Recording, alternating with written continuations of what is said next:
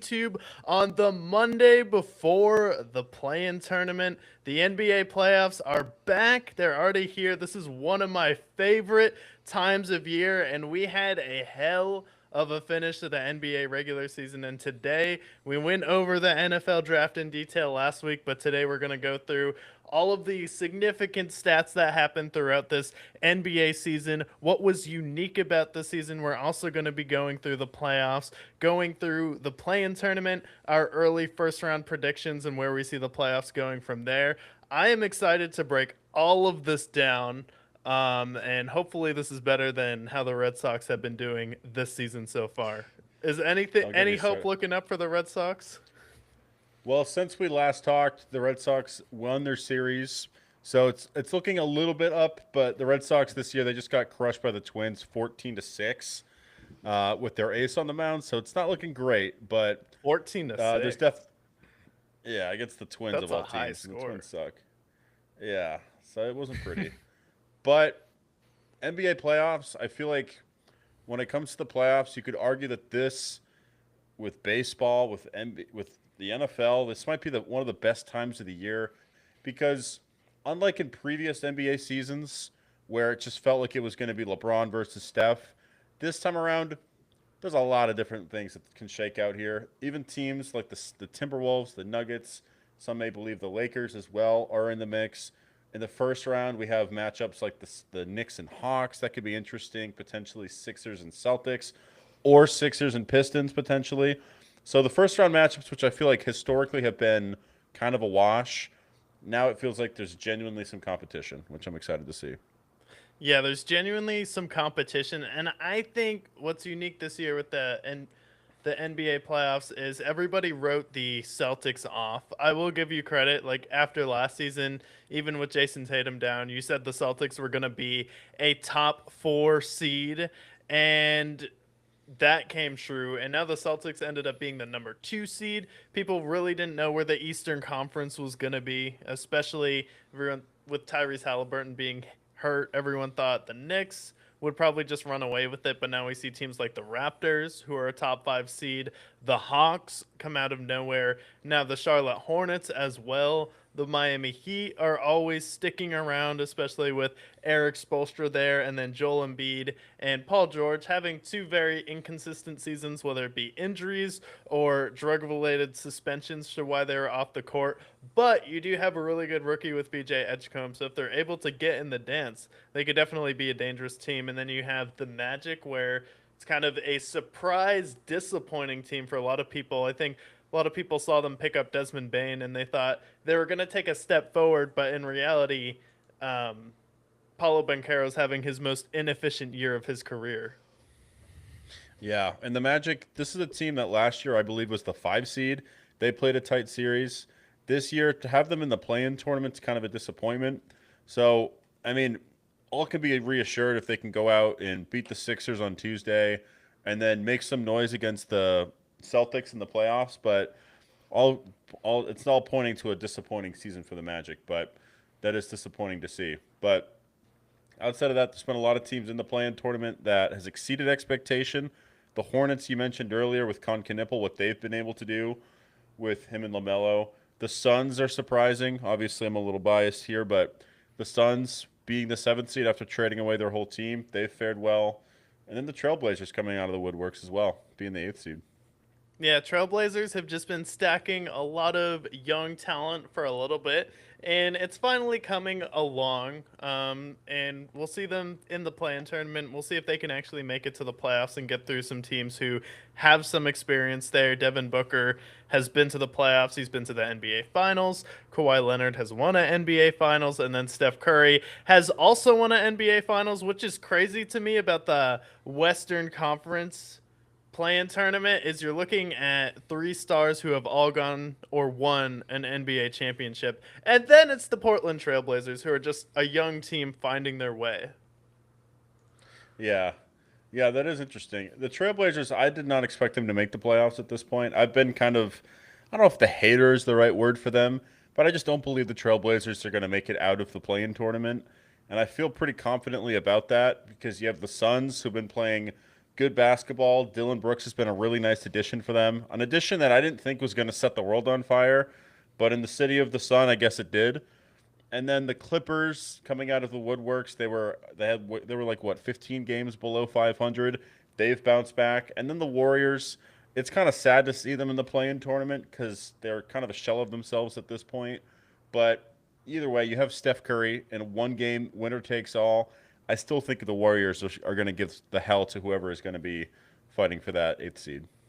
Yeah, because Steph Curry came back and he had a excellent game versus the Houston Rockets, where the Warriors ended up coming up short, but Steph Curry definitely looked like himself in that game. And the play-in tournament is unique because it provides a star an opportunity to not only get into the playoffs as a lower seed, but almost the opportunity to rest Steph Curry, because if you think about the Warriors down the stretch, if they're trying to make the playoffs and there was no play-in tournament and they were trying to jump to the eighth seed, Steph Curry probably wouldn't have been resting for the past month that the Warriors were playing basketball. Either that or he would have just been shut down for the rest of the season. So the play-in tournament gives someone like Steph Curry, who is probably the best player in the 2010s outside of LeBron James, a chance to rest and then see him in a playoff environment go up against the Clippers, and then Kawhi Leonard, who's gone head-to-head up against with the San Antonio Spurs, and then also against him in the finals with Toronto.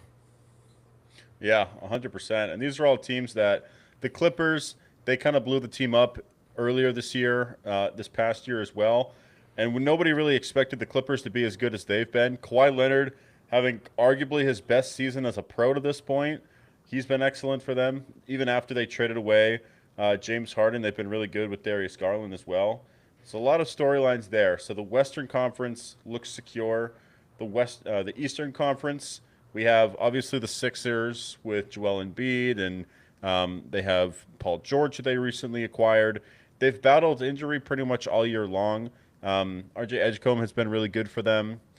He's stepped in for them. Tyrese Maxey has played well when he's available. Um, so the Sixers, a team that started off really clunky. I wasn't a fan of them to start the year. They've gotten hot when it matters, and now this is the team that, of all the play-in tournaments, could make the most noise of all.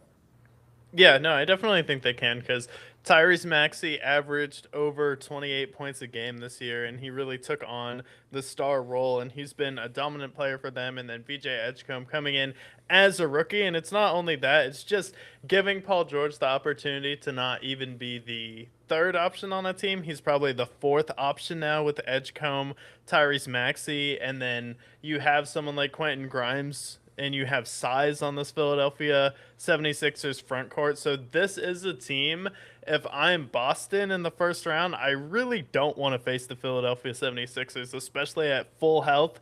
I don't necessarily think Boston would lose that series, but I do think if you can get Joel Embiid on the floor when Kata isn't out there, that he will be able to, do some damage against the Celtics. But Boston should be the better team, but I could definitely seeing them pushing the Celtics 6 or even 7 games. It'd be similar to that series where the big three in Boston against the Andre Iguodala 76ers. It was the first round and they went 7 games.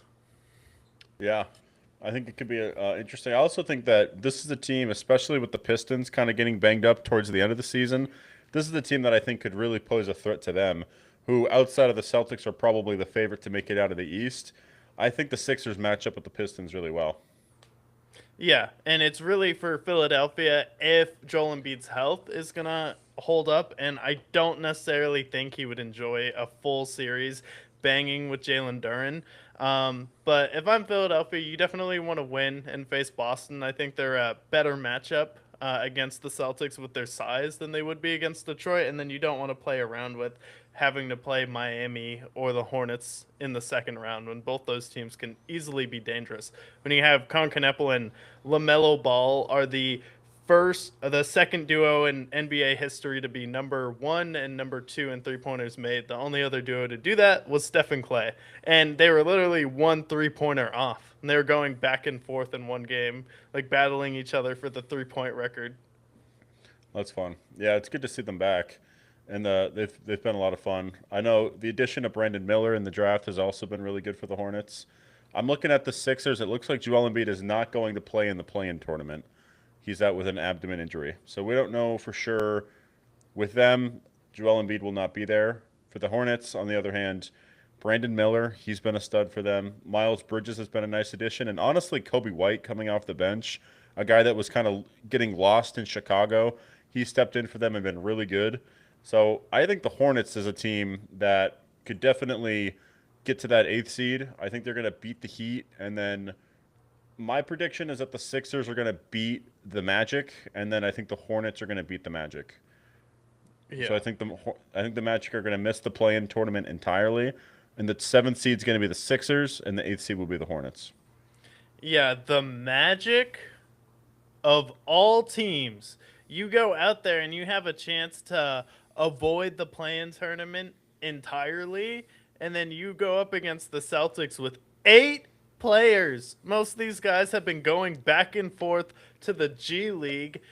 I mean, it took Baylor Shireman until he was 25 years old to get drafted into the NBA, and then he was on a 2-way contract last year, and then he goes for 37 and 7, and it wasn't just any 30. He took 14 threes in this game, and then some of the threes he were hitting were well behind the three-point line. Some of his passes were ridiculous, and then he also is doing it on defense, getting steals. And then you have Luka Garza, who, Brad Stevens casually signed him to $5.8 million for 2 years, fully guaranteed. He goes off for 27 points in this game, 12 rebounds, and then he hits a 3 at the end of the game that looked like it was a Luka Doncic 3, where he just flicks it over the defender at the end of the game.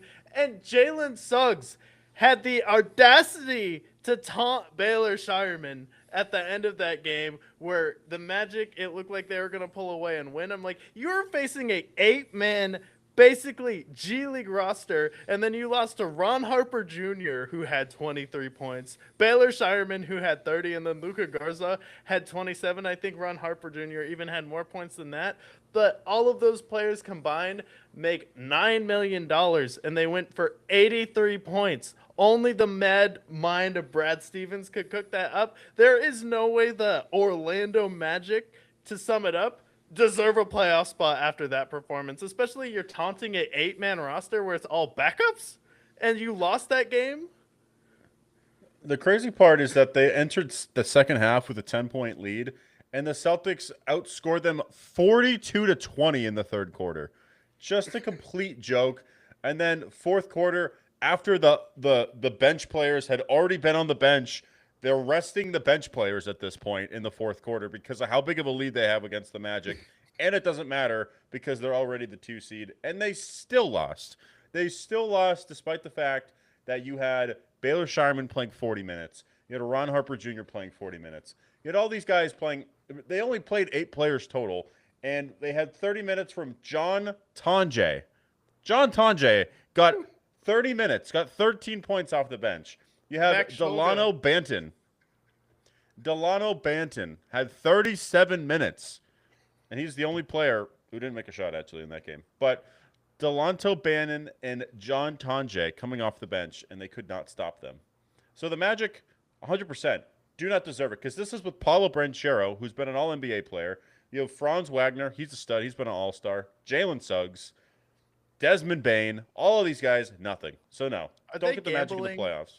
Is that the only explanation for that? Are the Orlando Magic gambling? Because if you had to look at this in reality, either you're that bad and you don't deserve a spot in the playoffs, or you're literally just gambling. But why would you want to subject yourself to the play-in tournament? Because you can't be facing the Pistons and Celtics, we think we have a better matchup than against the Knicks, right? Yeah. Why would anybody want to be in the play-in tournament? Because no matter what, all 8 of these teams are going to get either swept or lose in 5 in the first round, most likely. Maybe the Sixers can make some noise. Maybe the Hornets can. But everybody else, nobody in the West can make any sort of noise against the Spurs and Thunder. And in the East, if we're lucky, we're going to see a 6-game series from any of the play-in tournament teams. That's it. None of these teams are making it out of the first round. Yeah, I think the Hornets could give the Pistons a tough 6 or 7 games, in the first round. But I think the 2 seed, if Joel Embiid is struggling with injuries right now, I don't really think the Philadelphia 76ers have a chance, especially against a rested Boston. It's like Jason Tatum got his chance to get in shape a little bit. Now he gets a week off and he'll come back and be even better coming into the playoffs. And then that really leaves you with the other matchups in the East, which is the Hawks and Knicks. And the interesting thing about the Hawks and the Knicks is Nickeil Alexander Walker, much like Gildress Alexander Walker, later in his career is starting to come alive. He's averaging a career high in points this year. And then the total point differential between the 3 games that the Atlanta Hawks and the New York Knicks played this year, 3, about a point per game. So these Oh my two God. teams, while the Knicks have won the season series, have played each other extremely close, and we have seen that flip going into the playoffs before, where you have 2 teams play each other really close. One team gets the edge in the regular season, and then the other team comes into the playoffs and is able to make some noise. And when you look at the Atlanta Hawks, they actually have some really interesting pieces. CJ McCollum is someone who has a lot of playoff experience. They have Gabe Vincent on this team now, who, he's been to the finals with the Miami Heat, and those Jimmy Butler teams. And, this Atlanta Hawks team has some good young talent. Quinn Snyder is a solid NBA head coach, and now you have a solid matchup with him and Mike Brown, where this is a series that there's a lot more pressure on the New York Knicks than there is the Atlanta Hawks, because if you're the Knicks, you are thinking finals or bust this year. This is your best opportunity to get to and win a finals. Typically, if you hire a head coach, it's going to be in his first year, or chances of making the finals and winning it after that isn't great. So I do think that the Hawks have a good opportunity for an upset here. But, depends on the Knicks. Yeah, I'd like to think that the Knicks, between with what they can do on the offensive side of the ball, Jalen Brunson, I've seen him in the playoffs too many times, carry teams to different rounds in the playoffs. So with Jalen Brunson, I trust him there. And then I just feel like they have more talent all around. Just their starting lineup alone. You have Cat still. I don't know if the Hawks are going to be able to beat the Knicks. That being said, what they can do is set a warning sign for what the Knicks could be come second round, when I believe they'll be matching up against the Celtics. When they face the Celtics, that's when I feel like all bets are off for them. But against the Hawks don't have a really great big man, and they have Karl Anthony Towns there. I feel like he'll be able to take care of business there. So, but being said, I still think that they can go 6 games, 5 to 6 games. I think is fair for them. Yeah, 5 to 6 games. And last year against the New York Knicks, the Detroit Pistons were able to push that series. I have it pulled up here. 6 games. Yeah, they pushed it 6 games, and Nickeil Alexander Walker is playing really good. The real difference in the regular season is that the Knicks just beat them when it came to the glass. They out rebounded them in this game, and the Hawks, they've been a below average rebounding team this year, but I do think they have an opportunity, especially to have someone like CJ McCollum. And the real weakness for the Knicks has been their bench scoring. So you can get leads against the New York Knicks.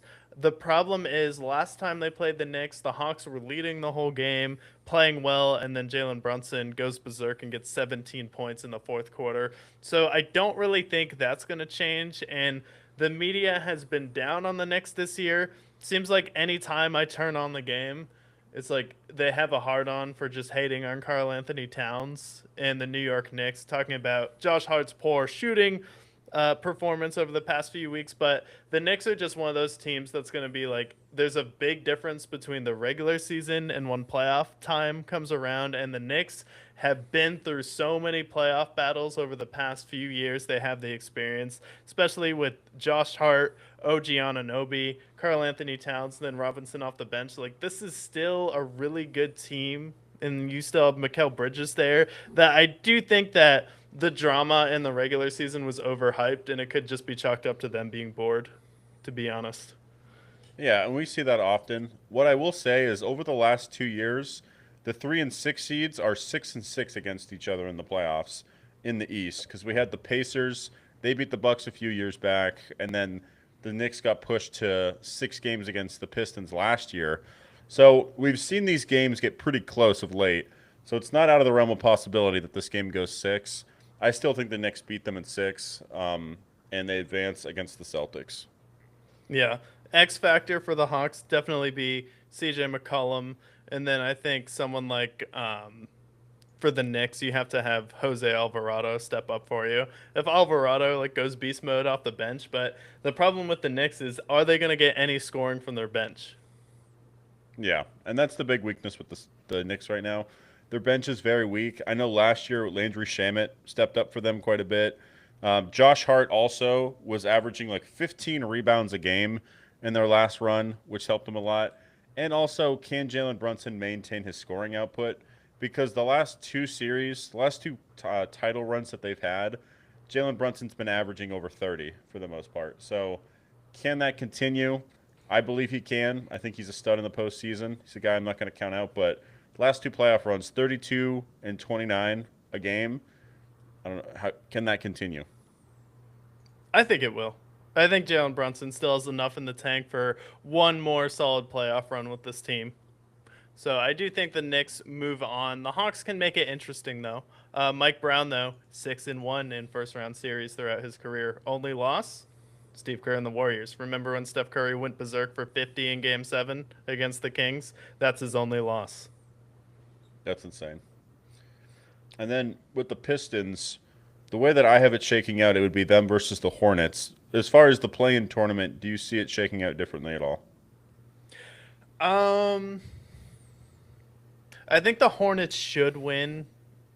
And I want to see them as the A seed, so I will put them as the A seed for continuity. I do have a feeling, though, that just them going up against Miami, I think that's going to be a tough matchup. And I don't think that's going to be a gimme. So I do have a feeling Miami could sneak into that 8th seed, but it really just depends. And I think we're going to see if LaMelo is really that kind of gamer. And I do think he's going to show up and put on a show. I don't know what was going on versus Boston last time they played when he went for over 30 points in the first 3 quarters. It looked like he was on pace for a 50 ball, and then he just got benched in the fourth quarter and didn't score any points in the fourth quarter. It looked like that was also some gambling going on in that game. So I do think that the Hornets should win this and be the 8th seed. But Miami, it's going to be tough because they have experience. Bam Adebayo is now the greatest scorer in NBA history. He dropped 83 points this year, so can't figure that out. Yeah, I mean, you have to face the all-time greatest scorer. I mean, the Rockets have to face the all-time most scored player in the ML in the league, but the Hornets have to face the greatest scorer of all time, which is not an easy feat by any means. That being said, I feel like the Pistons should take care of business with whoever they face, whether it's any of those 4 teams. I feel like they should be able to take care of them in 5, most likely, with whoever they face. Maybe the Sixers can take another game. Yeah, I don't think any of those teams are going to have anyone to deal with Jalen Duren, especially the size that the Detroit Pistons have. You have someone who's just really annoying on that team in Kevin Herter, where he's just going to be a pest out there on the court, and he's someone you definitely are sick of seeing after 4 or 5 games. And then you have Duncan Robinson adding some shooting to that team just with their sheer size alone. Cade is averaging 24, and he's also averaging 9 assists this year. And Detroit ranks 2nd in net rating at 108 in defense, right behind the Celtics. So I do think defensively, a lot of these teams going up against them, especially if we got Detroit and Miami, would struggle. So I do think Detroit is going to win their first series in 5. Yeah, I agree. I like Pistons in 5. Celtics, I like them in 5 as well, and I have a feeling they're going to face the Sixers. Then That's we my would hunch. have the Cavs as the 4 and the 5 matchup, and this is probably going to be, I hate to say it, the worst first round matchups, even though it could be really competitive. But the Cavaliers swept Toronto in the regular season 3-0. And then key stories for Cleveland is that they are 20-6 after acquiring James Harden. And since acquiring James Harden, they've been top 3 in efficiency offensively. For them, though, Evan Mobley has taken a step back this year. He's only shooting 30% from three.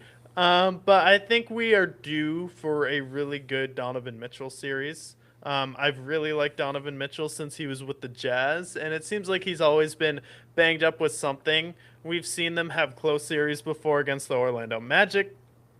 He's never really had an opportunity where he's had a fully healthy Cavs team in the playoffs this year. And I do think with Harden facilitating, you have Max Strus back on this team. I do think there is a chance that the Cavaliers can make it to the second round. Yeah, and they've been a consistently good team. They've been consistently the 4 seed for the last few years. When I saw that it was Cavs Raptors, it felt like the Spider-Man meme. It's the 2010s Raptors against the 2020 Cavs. I feel like the Cavs are this generation's Raptors, where I need to believe it. I need to see them do it before I can fully embrace them. But I love James Harden, and I'd love to see James Harden get a ring. I love Donovan Mitchell. I'd love to see him get a ring. Evan Mobley, he's one of the better big men in the game. So against the Raptors, Raptors are a good story.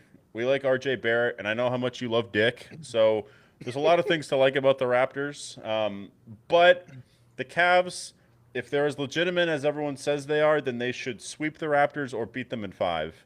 And I feel like 5 games is probably what I would predict. Yeah, I think at one point the Cavs during the season were the favorites to go to the finals, which is crazy. Because like this is one of those teams who has the pieces in place, but Evan Mobley has come up shorts in the past before. Donovan Mitchell got hurt against the Celtics, but they were pushing the Celtics pretty good before he got injured. And then Darius Garland would disappear. And then say what you will about James Harden, he will give you 2 games. He'll give you He two will. signature games each series, and Joel Embiid got one against the Celtics when they went up 3-2, and he got 2 40-point Harden games, and they stole 1 game without Embiid. So if we just get 2 Harden games against the Raptors, they already swept them 3-0 in the regular season, so I don't think this should be an issue for them. Yeah, I don't think so either. So that would set up Pistons and Cavs and Celtics and Knicks for the second round. And when I see it here, Celtics and Knicks, that's probably going to be the best of the semifinal matchups. And then for the Pistons and would be Pistons and Cavs. This is where it's the prove it moment for the Cavs. I expect them to beat the Raptors. When they go up against the Pistons, Pistons have been a little banged up the last couple of months. Cavs have James Harden. They've been really good of late. Can they get over the hump and make it to the conference finals? I haven't been able to trust the Cavs to this point, so I would pick the Pistons to win that. And then in the East, I think the Celtics, with what they've been able to accomplish, with how deep their bench goes, that's where it's going to ultimately shine come the second round. The Knicks have no bench. The Celtics, they just beat the Magic with 9 of their bench players and still won.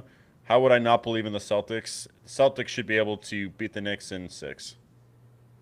Yeah, they should be able to beat the Knicks in 6. I do still think it's going to go 7, though, because the Celtics historically do like to play with their food. And the Knicks really have given them a hard time on Thursday. The Knicks, again, albeit without Jaylen Brown, it took them to the end of the wire. Josh Hart goes crazy, and then we kind of see that playoff version of Josh Hart that can go out there on a given night and then give you 5 or 6, and then he hits 2 really clutch back-to-back threes in that game. That is what ends up sealing it for the Knicks. The problem for me with that game is if this is a playoff preview where the Knicks are trying to stay out of the 4 seed and in the 3 seed, it's going to be a problem because Joe Mazzulla was kind of just playing around in that game. He was resting Jaylen Brown, so he didn't play on a back-to-back, and he played with the Pelicans, rested Tatum on the other side of the back-to-back. And then also, he's like, I don't know what I have with Nikola Vucevic, and he kind of just threw him out there, and he's like, yeah, I'm kind of just feeling it out, seeing what we have.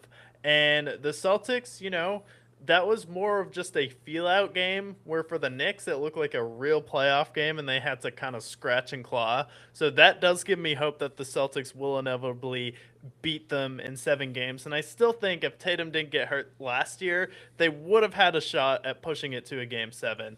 And I just think, like, overall, you look at the Celtics team, and they are better than what they were last year. They lead the league in turnover ratio. They committed the least amount of turnovers. They had one of the slowest paces in the NBA, and they also had the highest defensive rating as well, where they only gave up 107 points a game.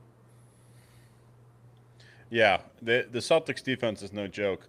I also think that the Knicks team that we saw last year is worse this year. It hasn't been the same team. They don't have that same swagger that we've seen of late. So I do think that the Celtics do beat them. I think 6 games is fair. Tatum at this point is back in his groove and back to averaging a triple double at one point. So I like them to beat the Knicks and make it back to the conference finals. And this would be against the Pistons. Yeah, that would be against the Pistons, and I think the Celtics would beat the Pistons in 5. I really do. I think they match up really well against each other, and I think the Pistons have a really good defense, but when it comes to the end of those close games, I just think the Celtics have so much more playoff and situational experience that they'll be able to dominate in those clutch fourth quarter moments. So I do think that the Knicks is going to be the hardest matchup for the Celtics, especially Jason Tatum having to go back to Madison Square Garden potentially 3 times after that Achilles injury. So I do think that would be the story that NBA would want, especially you're thinking of storylines where everyone counted the Celtics out this year. We didn't know Jason Tatum was going to come back, and then he comes back against the team he injured his Achilles against in a historic recovery, and then he goes out there and averages a triple double versus the New York Knicks, and then beats them in 7. Yeah, that you can't write that script better. I like that a lot. I think when it comes to the Celtics and Pistons, we are absolutely going to see a game that's like 88 to 85, a game where Yeah. maybe they both struggle from 3. And the way that these teams play defensively, those are going to be like when it comes time for the NBA finals, honestly, the Western Conference isn't any easier, but once when the Celtics have gone through the Knicks and the Pistons series is going to be a complete bonesaw. I think that game is going to go at least 6 or 7. Celtics, I also believe, are going to beat the Pistons. I just don't think the Pistons have a second scorer, and that's really what's going to hurt them. Where you have Tatum, you have Brown, you have White, you have Shireman at this point. You have all these different players. Pritchard is Richard. another guy. You have 6 deep that can all get a bucket. For at the Pistons, it's really Cade Cunningham, Jaren Durant, I guess. But for the most part, there's not that second scorer, and that's going to hurt them come conference finals. Yeah, they do have some scrappy guys that show up for the playoffs. Like Paul Reed is just a guy I enjoy watching this regular season come off and fill in for Jalen Duren. And then Kevin Herter is someone that you always love to hate to watch, especially if he's going up against your team, especially in that King series versus the Warriors. He kind of made a name for himself, and now he's on the Detroit Pistons. So I do think that would be an interesting matchup, and this would literally be the two top 3 defensive teams going up against each other. Cade Cunningham is top 5 in fourth quarter scoring, though, but he only averages 24 points a game, so it would be a situation of where's it going to come from. Yeah. I just don't know if they have that bucket that the Celtics have. Where the Celtics, like I mentioned, they can go 6 or 7 deep with anybody that can get a bucket. Where the Pistons, it's really just Cade that I can rely on confidently. Yeah, and I think like this year has been my favorite year ever watching Jalen Brown. He mentioned having wrist surgery, but his mid-range game this season just looks so much more pure than I've ever seen it in the past, especially his turnaround jumpers and the variety of ways he's been getting a bucket. Like, this has definitely been my favorite season watching Jalen Brown as someone who's followed him on the Celtics and watched almost every game he's played since he's a rookie. Yeah, I think this is a game where, with Jalen Brown this year, we've seen him develop over the last decade, and I feel like because of Tatum, he's been a little bit overshadowed the last few years. Here is his moment where there's no Tatum, he's carrying this team on his own, and the fact that he was this close to bringing them to the 1 seed, and they won 56 games with him, he should be a guy. He averaged over 30, if I'm not mistaken, this year. This is the guy that should be in the MVP conversation, right up there with the best of them, right up there with Wemby and SGA. Like he had one of the most underrated seasons of this NBA postseason, and he's also going to be a guy that finally gets his flowers. I feel like that's the biggest thing for him. Yeah, especially this season. So I do think the Celtics make it out of the East after all of that drama coming into the season. It just makes sense as far as the story for the NBA. And then the West is going to be really interesting this year. I think out of the play-in tournament, we both have the Suns and the Clippers. Suns at that 7th spot, and then Clippers as the 8th seed. How did you have it broken down? You had it as Suns and then Clippers. And then Clippers at 8. Yeah, that's exactly how I think it's going to go. And then I just don't believe in the Trailblazers that much. That's just what it comes down to. yeah, it's like it's been a fun season for the Trailblazers. They're going to get Dame back next year, so we'll see how that fit works, but overall with them, it's been an exciting season. They're a really good young team. It would be a good story if they upset the Suns, but we're looking at 3 different star players on each team who have gone to the finals, and Devin Booker, Kawhi Leonard, and Steph Curry. So I do think all of those teams are going to make it out, except for the Warriors. The Warriors, historically, they're hit or miss in the play-in tournament, and this year Steph Curry kind of just looks tired. And with how Kawhi Leonard has been playing, I do think the Clippers are going to be due for that 8th seed, and it'd be interesting to see a matchup where we have Kawhi following SGA for maybe 4 or 5 games. Oh, 100%. I would love to see the Clippers make it out because you have the Paul George trade, but obviously that aged poorly for them. You have Kawhi Leonard going up against them. Like, I think that would be the best. And I honestly think the Clippers can steal a game. I don't think they can steal 2, but I think that the NBA works weird, especially in the postseason. People get cold. So I think they can steal a game against the Thunder and make it a fun series, but Thunder should definitely dominate. They strike me as a team that's going to pick it up in the second half and win most of these games with a high blowout rate, but it be competitive in the first half. Yeah, and they play one of the slowest tempos in the league. So if you want to beat the Oklahoma City Thunder, that would be a way to get it done, where you just have Kawhi slow the game down. And then also Darius Garland is kind of a wild card for this team, where he gets traded from the Cleveland Cavaliers. He kind of seems like he's been renewed a little bit, where he had a game where he dropped over 40 for the Clippers. So I do think that the Clippers can steal a game on the Thunder. I don't see it going past 5, though, for this team. 100%. I don't even know if they get another game. I'm giving them a game for respect, but honestly, this is probably a sweep, most likely, given how good the Thunder are. Yeah, because you have a Thunder team who is with Shea Gilgeous-Alexander. He had the second most efficient 30-point a game season of all time. He established the record by scoring 20 points in over 127 games and counting.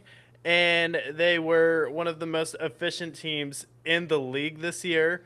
So you're looking at this team who has a real chance to be the first back-to-back NBA champion. I really don't think that they would mess around against the Clippers and drop more than 1 game at this point. Yeah, I would agree. And plus, I also think the second round matchup that they'll have, whether it's against the Lakers or Rockets, that's going to be a fun series. I kind of am rooting for the Rockets, just given the fact that KD versus SGA, Thunder, Kevin Durant reunion. That's what I'm kind of rooting for, especially with Luka being banged up and Austin Reeves being out for the season. Lakers are probably going to be a first round exit, most likely. But they are facing a team in the Rockets that I don't trust at all either. A team that seems like they hate Kevin Durant. Yeah. And yeah, the Rockets and Lakers is going to be a tough series. Luka is going to try and come back. He's targeting a return for April 18th, but he is coming off a hamstring injury, and he was going to Spain for special treatment. So I do think if Luka is back in the series, the Lakers do have a real chance. And the Rockets are a team that, if we're talking about the worst teams to watch, or maybe a team that you would shout out that you hate watch, the Rockets would be that team, especially on League Pass this year. And they had a lot of national TV games. Sengun and Kevin Durant are just a odd pairing, and it seems like if Kevin Durant isn't scoring, this team falls off a cliff.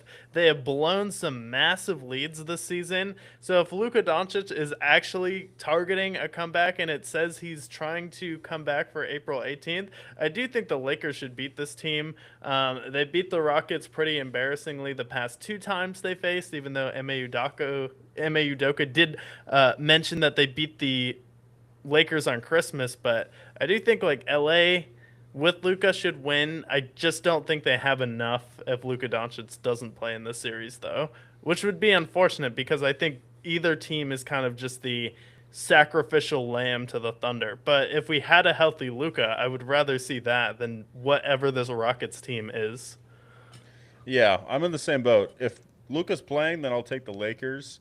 My question is Luka going to play? And that's my biggest thing. And if he plays, is he going to be the Luka Doncic that we know and love? The Lakers storyline, it makes a lot more sense. It's more exciting to see maybe one last playoff series with LeBron as well. Lakers are probably not going to keep him next year. But the Rockets, they're just a weird pairing. Like you mentioned, like Kevin Durant, he signs with them for a 4-year deal. The rest of this team filled out. Reed Shepherd was in the G League earlier this year. Alfred Sengun, he's a guy that I do like a lot, but the rest of this team, I can't trust. Who else is going to get him a bucket? Their bench is pretty weak as well. So, Rockets, they're one of the more overrated teams, I feel like, in this playoff run. So, with Luka there, I'll take the Lakers, but without Luka, the Rockets can still probably squeak it out. But otherwise, I think it's going to be Lakers and Thunder. Yeah, Kevin Durant is also someone who has kind of been a little bit of a letdown in the playoffs the past few years, especially with the Suns. He was disappointing. It seems like ever since he had that loss to the Milwaukee Bucks against the Nets, he hasn't been the same player, at least in the playoffs. But I do think KD could get it going. But then it's after KD, you're relying on Amen Thompson and Tari Eason, who you want to mention the Celtics and Pistons could have a game where neither team can get it going and it's like in the 70s going into the fourth quarter.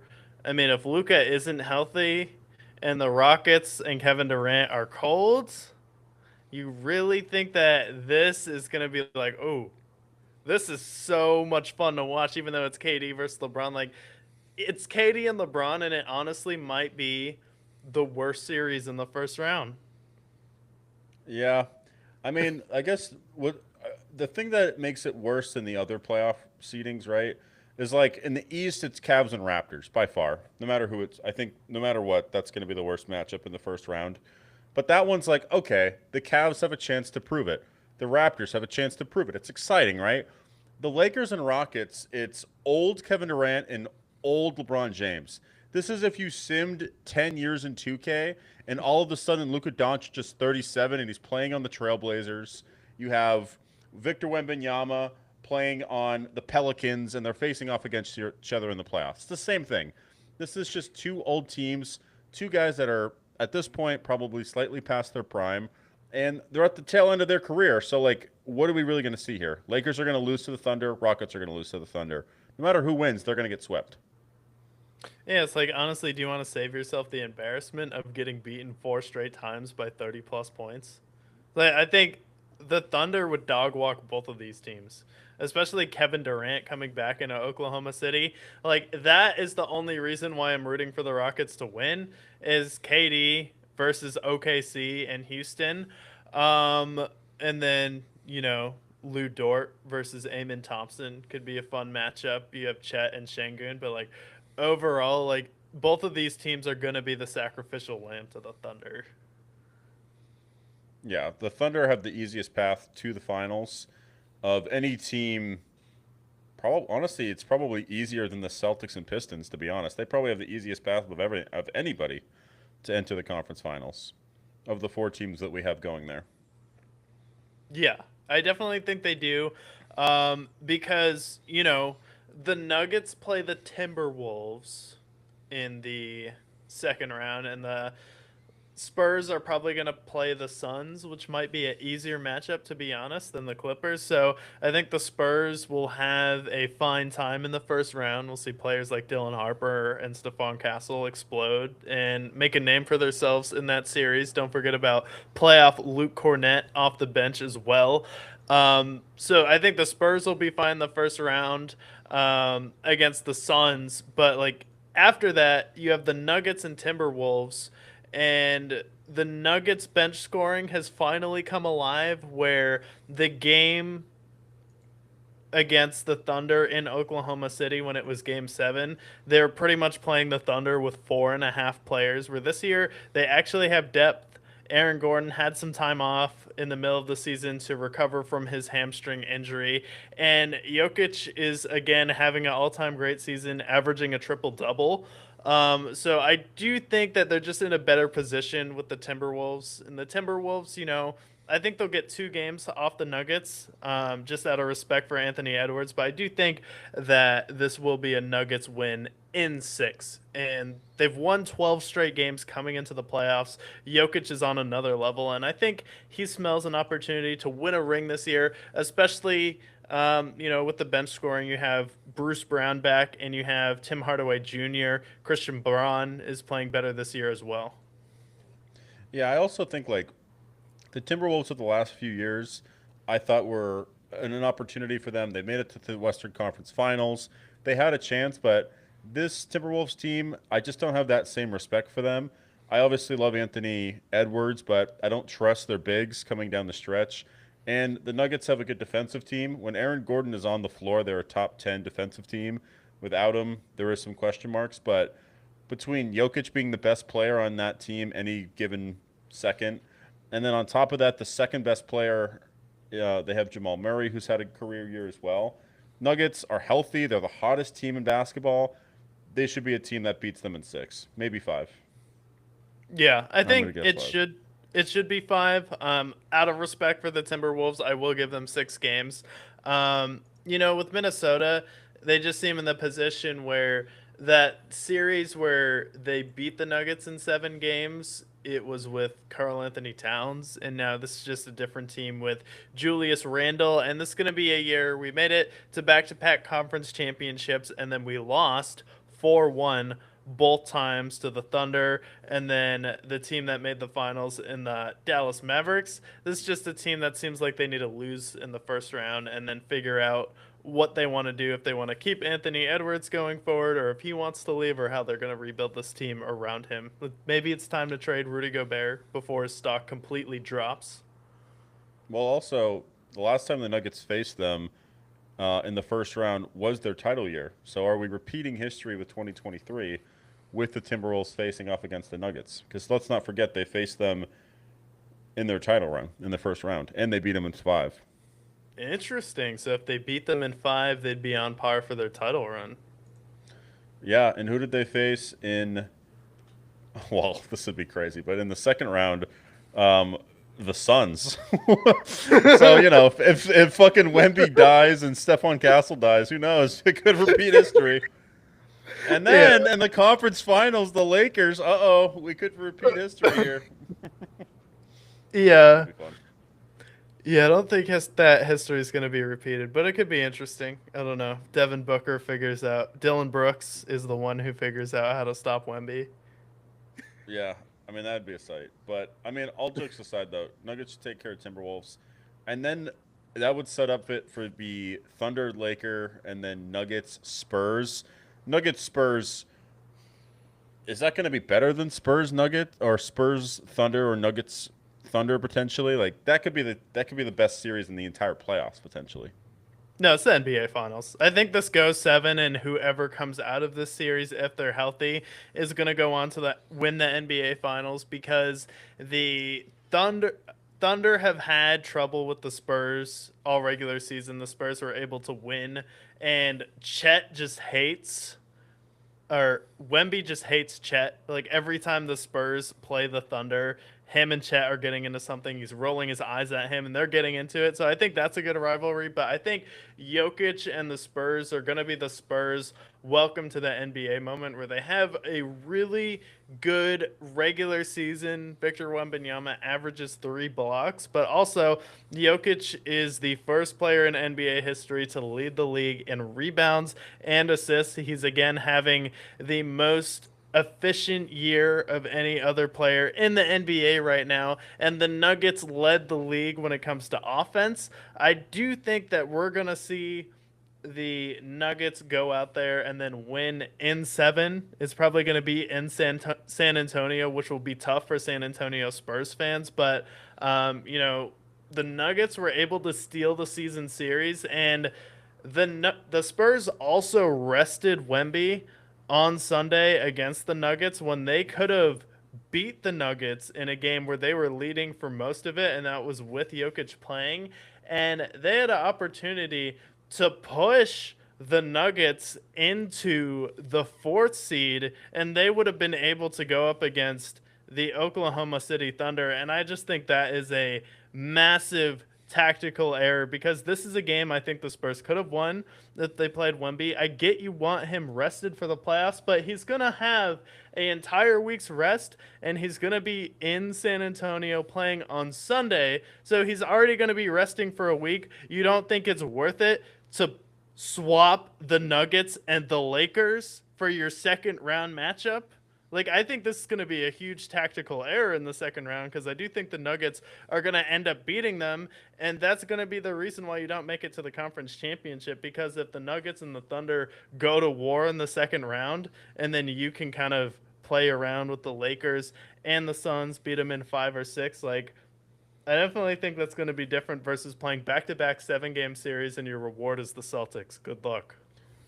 Well, let's also look at NBA history, right? Like Victor Wembanyama, we can already say is going to be an all-time great already. And all these all-time greats, right? We had Jordan run into the Celtics and Pistons. We had Kobe. He had his playoff errors against the Spurs prior to them winning a title. We've had Jason Tatum and Jaylen Brown have to run into the Cavs with LeBron James. The Nuggets, they ran into the Warriors a few times in their run. The Thunder, they've had their playoff woes prior to winning the title as well. They lost to the Nuggets again. So, like, for the Spurs, they're going to have a long run. They're going to have a decade worth of title contention. And doesn't it make sense historically to have that loss against the Nuggets as a callus for them to build upon for the next year where they go and make that big move? Maybe they want to be aggressive. Maybe they want to go after Giannis, make that big splash. Nonetheless, I feel like the Nuggets are going to be the team that upsets them, where they kind of expect to be in the conference finals against the Thunder, but they forget about a team like the Nuggets who have already won a title and they have the best player in the NBA. Yeah, they also went 3-1 versus you in the regular season. I think the thing that should scare the Spurs about the Nuggets the most is it seems like Nikola Jokic plays his best basketball against Victor Wembanyama. Like, Jokic gets up for Wemby, and the reason is international talent has been taking over the NBA right now. Like, think about the top 3 teams we're talking about in the Western Conference. Nikola Jokic, not from America, SGA from Canada, and then you also have Wemby, who's from France.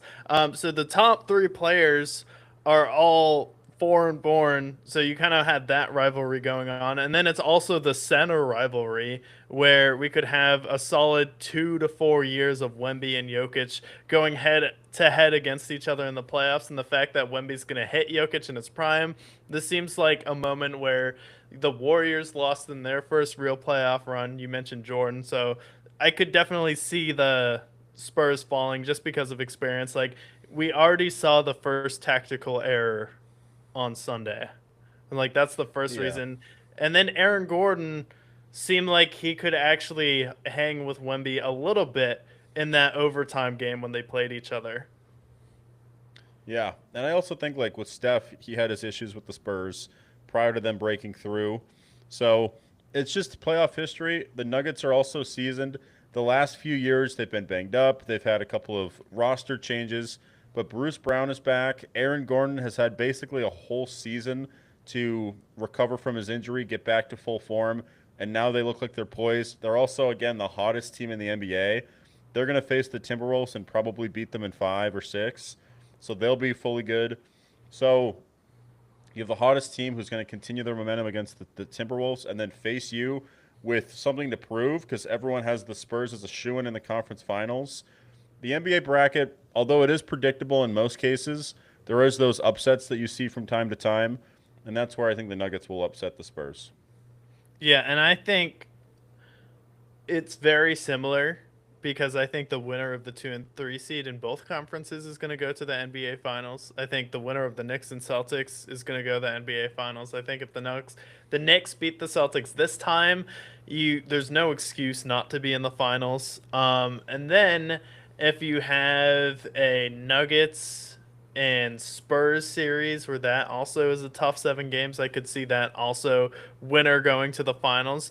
But for the NBA, you could also have SGA versus Jaylen Brown, who seem like they have a rivalry going on right now, where the Celtics have had some things to say about SGA's foul baiting, and then you have the past 2 finals winners who could be going head to head. So I could see that being a storyline that the NBA would want to capitalize on, where we could actually make this maybe a trilogy finals.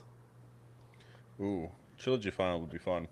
Yeah, I think if we have the Nuggets beating the Spurs, moving on to the Thunder, I feel like they've coasted to the 1 seed and they've been the best team in basketball, but going back to back in the modern NBA is harder than ever, and that's where I think the Nuggets can get that upset. It really depends on how the Spurs series shakes out because if they just cut and claw, maybe there's an injury that doesn't go their way, then the Thunder should prevail. But Jokic, he's entering what, year 33 now? He's getting a little bit older. What would it mean for him to get a second ring?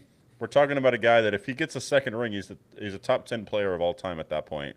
And I don't think there's much debate at that point. So I think, honestly, I might be talking myself into Nuggets and Celtics at this point. And if you think about this NBA playoffs, the winner of this finals is presenting themselves to be the face of an entire decade of basketball. Because we have not seen a repeat finals winner since the Toronto Raptors. If the Thunder do that with SGA, we can say, hey, we were the most premier juggernaut of the 2020s. We had Cason Wallace on our team, Chet Holmgren, SGA. We have not one, 2 Jalen Williams on our team. We have someone who everybody hates in Luguentz Dort. And then we also have Alex Caruso, who's kind of a fan favorite player. So if we win back-to-back finals, we can say we're the most dominant team in the 2020s, and the only time we didn't get to the finals when we were in our prime run was against the Mavericks, who are the team that eventually got to the finals. If Jokic does it, he has the argument to literally be the best player in the 2020s, and I think he'll go down as that. If the Celtics do, we can say Tatum and Brown ran the 2020s. Jason Tatum has led the league in playoff points since his rookie year, and now if he goes up against Jokic, the Celtics and Nuggets could kind of go head to head either with them or the Thunder for it. Or if Wemby comes up and does it, he can say, I mark the start of a new generation for the NBA in a year dominated by youth, where we saw the Pistons ascend to the number 1 seed. We saw the Charlotte Hornets ascend. We saw a team like the Portland Trailblazers put themselves in the mix. We saw the Raptors, the Hawks all come up here. And then Wemby could be the face of that and say, I'm taking the reins, and now I am going to be the face of basketball for the next 10 years, and then also own the latter half of the 2020s. And if he does that, he would pretty much stop any other team if the Thunder and Celtics don't win another title. Yeah, and the Thunder have big decisions to make over the next few years, who they're going to resign. Obviously, SGA is already locked up, and so is Chet Holmgren. But they'll have to make some tough decisions, especially with how the cap is nowadays. Celtics have been smart. They're going to be fine there. But if it's Wemby that ends up winning the title, this is, like you mentioned, this is the beginning of the Wemby era. Just like what we saw in 2015 when Steph won, just like what we saw in 2011 when LeBron won. It's the beginning of that era of basketball. 2010s is defined by Steph and LeBron. 2000s is defined by the Spurs and Lakers. This would be the new era of Spurs and Thunder that are probably going to define the 2020s, and the Celtics as well. Yeah, like for me, it like feels pretty similar to 2014 Warriors with the San Antonio Spurs. But you know, I mentioned the Celtics have a chance to really Jaylen Brown and Jason Tatum have the chance to cement themselves as kind of being the premier, most consistent, highest winning percentage team of any team this decade. Joe Mazzulla is the winningest head coach of all time by percentage. And then Mm-hmm. the Thunder, and then we have the Spurs and the Nuggets. Who do you think has the most to gain from a finals win this year? Because like if a team like the Knicks wins this year, I think it'd be cool, but are we saying they're the best team of the decade? No, but like out of those teams, I think those would probably have the most impact. Who do you think has the most to lose and the most to gain? The most to lose, I think, is probably the Celtics at this point. Um, well, no. So you said it's between the Thunder, Spurs, and Celtics, right? Those are the And teams that we're Nuggets. assessing.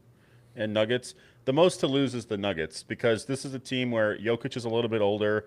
This team, last time they won, they had to rebuild a little bit prior to coming back to it. The Nuggets have the most to lose in that regard. The team that has the most to gain is obviously, I think, the Spurs because if they go and win it, Wemby has already been the face of the league this year, and he's young. He's only in his second year. He could ascend to be the face of the league for the next decade, and then the Spurs could be back to the prime Spurs that we've seen prior the last 30 years prior, where the Celtics, I think, are still going to be the face of the East no matter what. The Thunder are still young. They're still going to be in the mix. But I think the Spurs, if they win, it's Wemby time. Yeah. I think if the Spurs win, it's 1B time. I think, they have some time to gamble with a little bit, so I don't think um, they should be too high on the list. They'd probably be on the bottom there. The Celtics it was already supposed to be a wash this year. Honestly, I think the most to lose would be the Thunder. I don't think anyone necessarily expects the Nuggets to get to the finals. The fact that Jokic was able to win an NBA Finals is an accomplishment on his own. He made history again this year as being the only player to lead the league in rebounds and assists. But the Thunder are just in such a groove where if they get 68 wins, have the best point differential in the league this year, and then don't make it out of the West, or they lose to the Celtics, who are supposed to be in an off year, and Jason Tatum is coming off an Achilles injury, I honestly think it would be the Thunder that would have the most disappointing season because you have a real opportunity to be the first team to win back to back championships. Chet is getting better each year. He's still a very young player. You have SGA and Jalen Williams, who like if you don't win this year, like it's only gonna get tougher and tougher going forward to get back. Yeah, and also if the Clippers make the playoffs, that's going to hurt that pick that they have as well. Where if the Clippers make some noise, that's going to affect that there, which was a pick that they thought initially was going to be a high lottery pick come earlier this year, where it felt like they were about to cakewalk the next decade. Now we look at the rearview mirror after the playoffs if they don't win, where that pick now becomes like an 18th overall pick. Then we have their contract starting to expire. They have to make some tough decisions. Are they going to keep Lou Dort or get rid of Lou Dort? Are they going to get rid of one of the Williams brothers? Like, they're going to have to get rid of one of the Williams most likely. And the Thunder, especially when we see the Nuggets are still in the mix, the Timberwolves could be very much in the mix. The Spurs, obviously, the Lakers with Luka. There's a lot of teams in that West that can easily take that crown pretty quickly. So I don't disagree there. I just think they also still have 2 or 3 years left, despite all those things I mentioned, where they'll still be at the top of the West. Yeah. It's like SGA's style is very specific, so I could definitely see him if he gets a bad whistle for a playoff series that hurting the Thunder. And they are a high volume shooting team, so if they go cold for a couple games, that'll definitely hurt them. But like at the end of the day, the Thunder should win the NBA Finals, but I'm still leaning Nuggets and Celtics right now. I think that's the finals we everyone kind of deserves at this point. Yeah, and that would feed families. I do like the Nuggets. Against those two, I do think I would take the Celtics to beat the Nuggets. I think the Celtics have more depth. And without Aaron Gordon on the floor, the Nuggets are a totally different team. If I had to bet today against those two teams, I would have the Celtics beating the Nuggets. Yeah, Nuggets have always given the Celtics trouble in the past when they played each other in the regular season. So I don't really think the Celtics would have an answer for Jokic. I think the Nuggets I would don't win that. I don't think they'd have an answer for Jokic, but the other teams around him, I think they could have a game plan for Aaron Gordon, Jamal Murray. It's just what can Jokic is going to put up 50, I feel like, in that series. But the rest of the team, can they handle the rest of him? Can they just let Jokic have his and that's enough? Or is that's really the answer? Because I think Jokic is still going to get his regardless. Yeah, the thing with Jokic is he will hunt assists sometimes. So if you can take advantage of that and stop the others, like the strategy would have to be let Jokic get his, and then can you stop everyone else and then keep everyone cold from three? It's like the Yeah. strategy, just like let Jokic get his, play one on one. Just don't allow any open shooters to hit threes. But the way the Celtics play is they do let you take open threes, and that's kind of their choice of what they give up on defense. Is they pick who Yeah. they let shoot the ball. So I think that'd be interesting. Jokic has had pretty much a statistical perfection case this year for league MVP. He's the only player in NBA history to lead the league in rebounding and assists in the same season. And it's pretty much him, Wemby, and SGA who have been the front runner for MVP. SGA, he has the second most efficient 30-point season in league history. So that is a No pretty shit. significant stat there. But Jokic, he isn't averaging as many points, but he is still the first person to do something this year. And then Wemby is also there because of, just his gravity with the Spurs, averaging over 3 blocks a game. And then a lot of people are just surprised about how good the Spurs are if you're paying attention to them last year. If Wemby was fully healthy, I thought they would still be in the playoffs last year, but I think like the 2 seed is definitely fine for the Spurs. But out of these three players, who do you automatically go to for MVP? I don't think it's SGA. I don't think it's Wemby.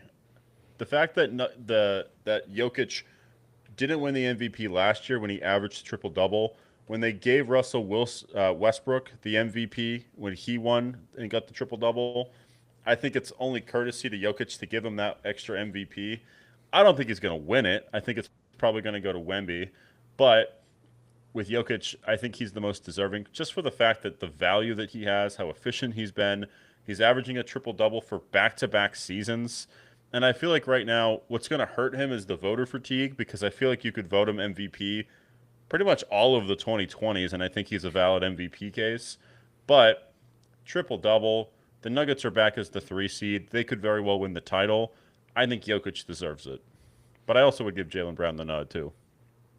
Yeah, I think the argument for Jokic that a lot of people need to take into consideration is they were missing Aaron Gordon for a majority of the year, and Jokic still led them to the highest offensive rating in the league this year. And when Aaron Gordon wasn't there, defensively they're a much worse team. And then as soon as he came back, the Nuggets with Jokic went on a 12-game win streak, and he took them from at one point the 6 seed before that win streak, and then he took them all the way up to the 3 seed into home court advantage out of, nearing the bottom of the West, teetering on the play-in tournament. So when he needed to step up, it mattered. And then statistically, it's like everyone was raving about Russell Westbrook averaging a triple-double, and then suddenly it's not special anymore. It's like, no, suddenly it's not special anymore. It's because we've given Jokic MVP too many times, and this is why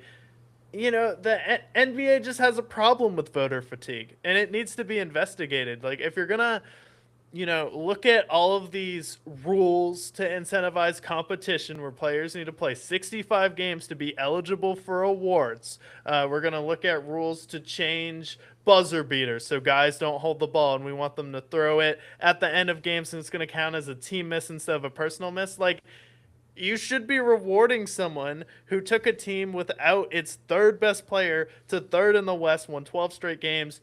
made history, is the first person to do something, and then also averaged a triple double. And I don't know, the Thunder were the 4 seed when they did that.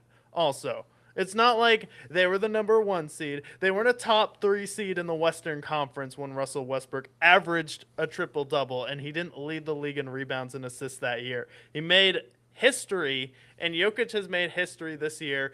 I mean, SGA, he's averaged 30 points, but he's nowhere near close in assists. He's nowhere near close in rebounds, and he's done something, but he did it the second most in history. Jokic made history this year.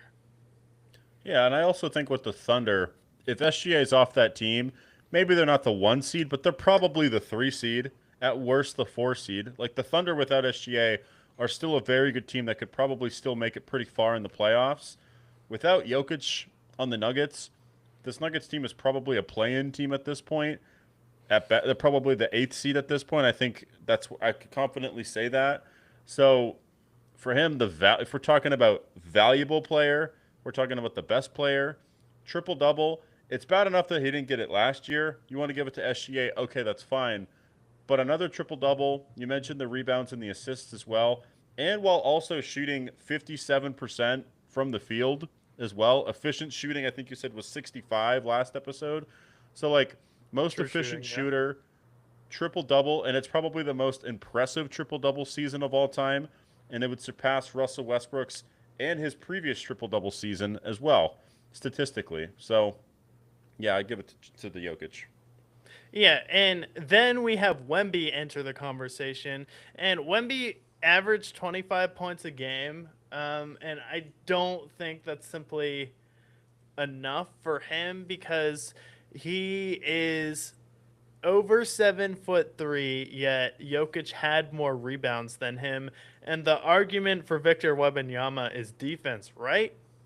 Well, we had 2 NBA MVP candidates go head to head, and did Wemby's defense matter against Jokic? What was more important? Was it Jokic's offense at the end of the game, or was it Victor Wembanyama's defense? Because what I saw was rock, paper, scissors, shoot, and then rock beats scissors each time. And then Jokic just hit him with the turnaround. Wemby plays perfect defense on him, and it didn't matter. Like, to me, that was the difference in MVP basketball and someone who's really good. Wemby got a shot at the end of the game. He had Aaron Gordon on him, and he kind of just threw up a sloppy fadeaway, where in overtime, Jokic got the solidified. That seemed like Jokic seizing MVP from Wemby. Like, he's leading the league in blocks again this year. If you just go with average blocks, he's led the league in blocks for 3 straight seasons. But if the argument is defense, then why didn't defense beat Jokic when he played him? Yeah. How do you feel about Jaylen Brown in the MVP conversation? Because this is the guy that, in an off year, brings the team to 56 wins. I don't think he's going to get any first place votes, but do you see any case for him as MVP? I feel like he's deserving.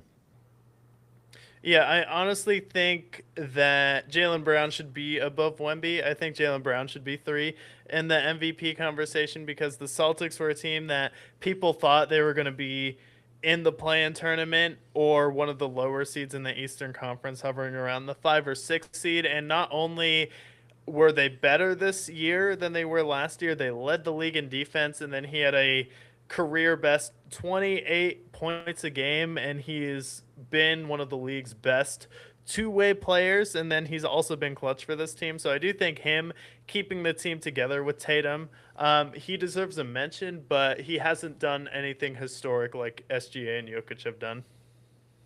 That's fair. Yeah. I think he's deserving of a conversation there, but give him a second or third place vote, but he deserves recognition nonetheless. But I would agree. I think it's Jokic. I feel like you agree with Jokic as MVP as well. Yeah, I agree with that. And then that brings us to Rookie of the Year. We had potentially one of the best rookie classes that I can remember coming out. And then we have Cooper Flagg and Con Knuckle. And this is the first time I can remember team success being considered in a Rookie of the Year award. people have been talking about Cooper Flag has been great, but look at the team success that the Hornets have had. And I see a bunch of people saying that Cooper Flag should be Rookie of the Year. And I get he made history leading the league in 3-point shots, but other than that, Cooper Flag is better than him at everything else. And he's had the first two back-to-back 40-point games as a rookie since Allen Iverson. And as Bill Simmons said, all we're going to do is look back and see Cooper Flag was better in every category than Concanupple and wonder why he got the award over Cooper Flag. Yeah, Cooper Flag's definitely the best because you got to think Rookie of the Year is who is the best rookie of this class, who has been the most impactful for their team. Colin Knippel, you can argue, has been very impactful for the Hornets for sure. But if you're talking about the future, the next decade, right? Just like we argue with Grammys and every other award show, with Cooper Flag, he's definitely the best player that has come out of that draft. Colin Knuppel deserves to be second place at this point, but the fact that he was averaging 21, 7, and 5 essentially his first season as a rookie before he's even the age of 20, before he barely has any facial hair on his face at this point, like Cooper Flag should get the MVP. He should get the Rookie of the Year. It's not that complicated. It shouldn't be because I keep hearing people mention team success. It doesn't matter. He's a rookie and LaMelo Ball is on his team. He has a team that turned it around, has been one of the best teams in the league. And sure, he's a really good 3-point shooter. And you can go into all of these stats about gravity, how Cooper Flag demands, or how Concanupple demands attention. But you look at the box score and Concanupple averages 18, 5, and 3. And I'm sorry if I say that Cooper Flag averages 3 more points than him, he averages more rebounds than him, he averages more assists than him, and then he's also only 1 point behind him in field goal percentage. Concanupple, sure, he's a better 3-point shooter than him, but like we're talking about team success and gravity for Rookie of the Year, which is going to be the best player is probably going to go to a really bad team. Anthony Davis gets traded in the season. Kyrie Irving isn't there. And then people are talking about, oh, since they're roommates, if there was ever a time to give them co-Rookie of the Year, this would be the time. It's like, no, he's better than him in every single category. And sure, Concanupple's a really good shooter, but you watch Cooper Flag and you're like, he's going to be him for the next decade. And people want to rob his Rookie of the Year because of team success? Are you kidding me? This is the most ridiculous argument I've ever heard. So I thought while you were talking, like, let's look at the past Rookie of the Year record, right? The guy that won, right? Last year it was Stephen Castle. He won Rookie of the Year for the Spurs. The Spurs record that year, 34 and 48. Not a very good team. Didn't make the playoffs. Previous year it was Victor Wembanyama. What was their record? 22 and 60. That was the guy that won over them. And then the year prior it was Paulo Branchero for the Magic. How good were the Magic? 34 and 48. List goes on.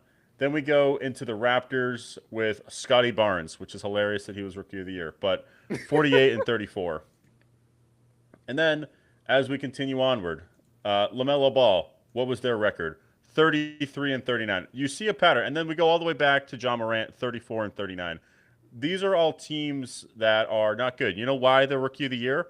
Because they were drafted high, and the team that they're drafted for typically sucks. And then we go back to Luka, they're 33 and 49. Like, the Rookie of the Year is not supposed to be on a good team. They're supposed to be a high draft pick that is on a team that sucks, frankly. And the Mavericks, they suck. And the Hornets, prior to Concanupple arriving, was a bad team. So if you want to give him co-Rookie of the Year, I guess. But honestly, that's not what it's based on. That's never what it's been based on, ever, in the history of the NBA. No, it's embarrassing. This is not the best player. This is not the best rookie on the best team that has good numbers. Like, it just doesn't make sense. I don't get it. Like, Cooper Flag drops a 50 ball, and then he goes for another 40-point game, and then he drops a 50 ball, and he's upset because they lost. Like, Cooper Flag, you look at him, he's in Kyrie Irving Academy as we speak right now. He's going to be him for the next decade, and the fact that they might humiliate him by giving Concanupple his award or co-rookie of the year because they were roommates is absolutely embarrassing to me and should be investigated. It's like, why did Conkaneppel win rookie of the year when he's literally worse than him in every single category instead of 3-point percentage and 3-point percentage made or 3-pointers made? We haven't had a combined rookie of the year since 1999 when it was Steve Francis and Elton Brand. The records for those teams then, the Bulls were fresh off of Michael Jordan, went 17 and 65, and the Rockets were 34 and 48. Didn't even sniff the playoffs. So, simple story is it shouldn't matter who is the rookie of the rookie of the year should be who's the best. And if we look at all of these rookie of the years, outside of honestly Scotty Barnes, I need to see this rookie of the year a little bit closer. But outside of that, everybody that's on this list are all players that are the face of the league now. Luka Doncic is right there. You have Victor Wembanyama. Paolo Banchero is a very good player. He's not the face of the league, but he's very good. LaMelo Ball, very good player. All of these guys are the best of that particular draft class in most cases. Obviously, there's a few random players like Michael Carter Williams in 2014, but for the most part, everyone here is the best of that draft class. Yeah, 2014 was just garbage. So I definitely think it should be Cooper Flag. I think it's dishonest if you think it's Conkaneppel or you just read too many irrelevant stats.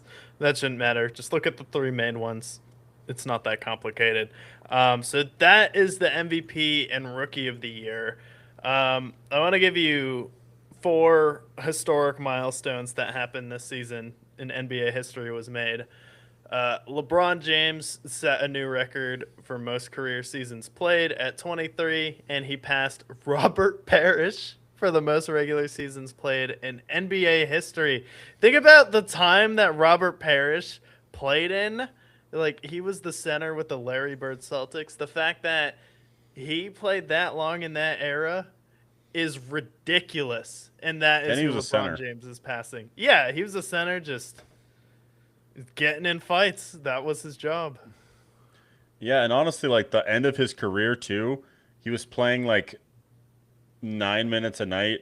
Last few years with the Bulls, he was playing like 15 minutes. So he was basically just a role player for those Bulls teams. But the fact that LeBron is still the second best player on his team in year 23, gotta give him flowers there. For anybody who at this point doesn't, which I don't know anybody who does, but the fact that he's this second best player on the 4 seed in the West, that's pretty impressive for anybody who needs to, for LeBron haters there. That's a good stat there. You know, it's cool. And like LeBron definitely doesn't look like the same player, but he still looks very capable. I think what hurts him now is he's not quite as explosive, and he didn't quite develop a consistent 3-point shooting game at this point in his career, but he's still a walking triple-double in the NBA at this point.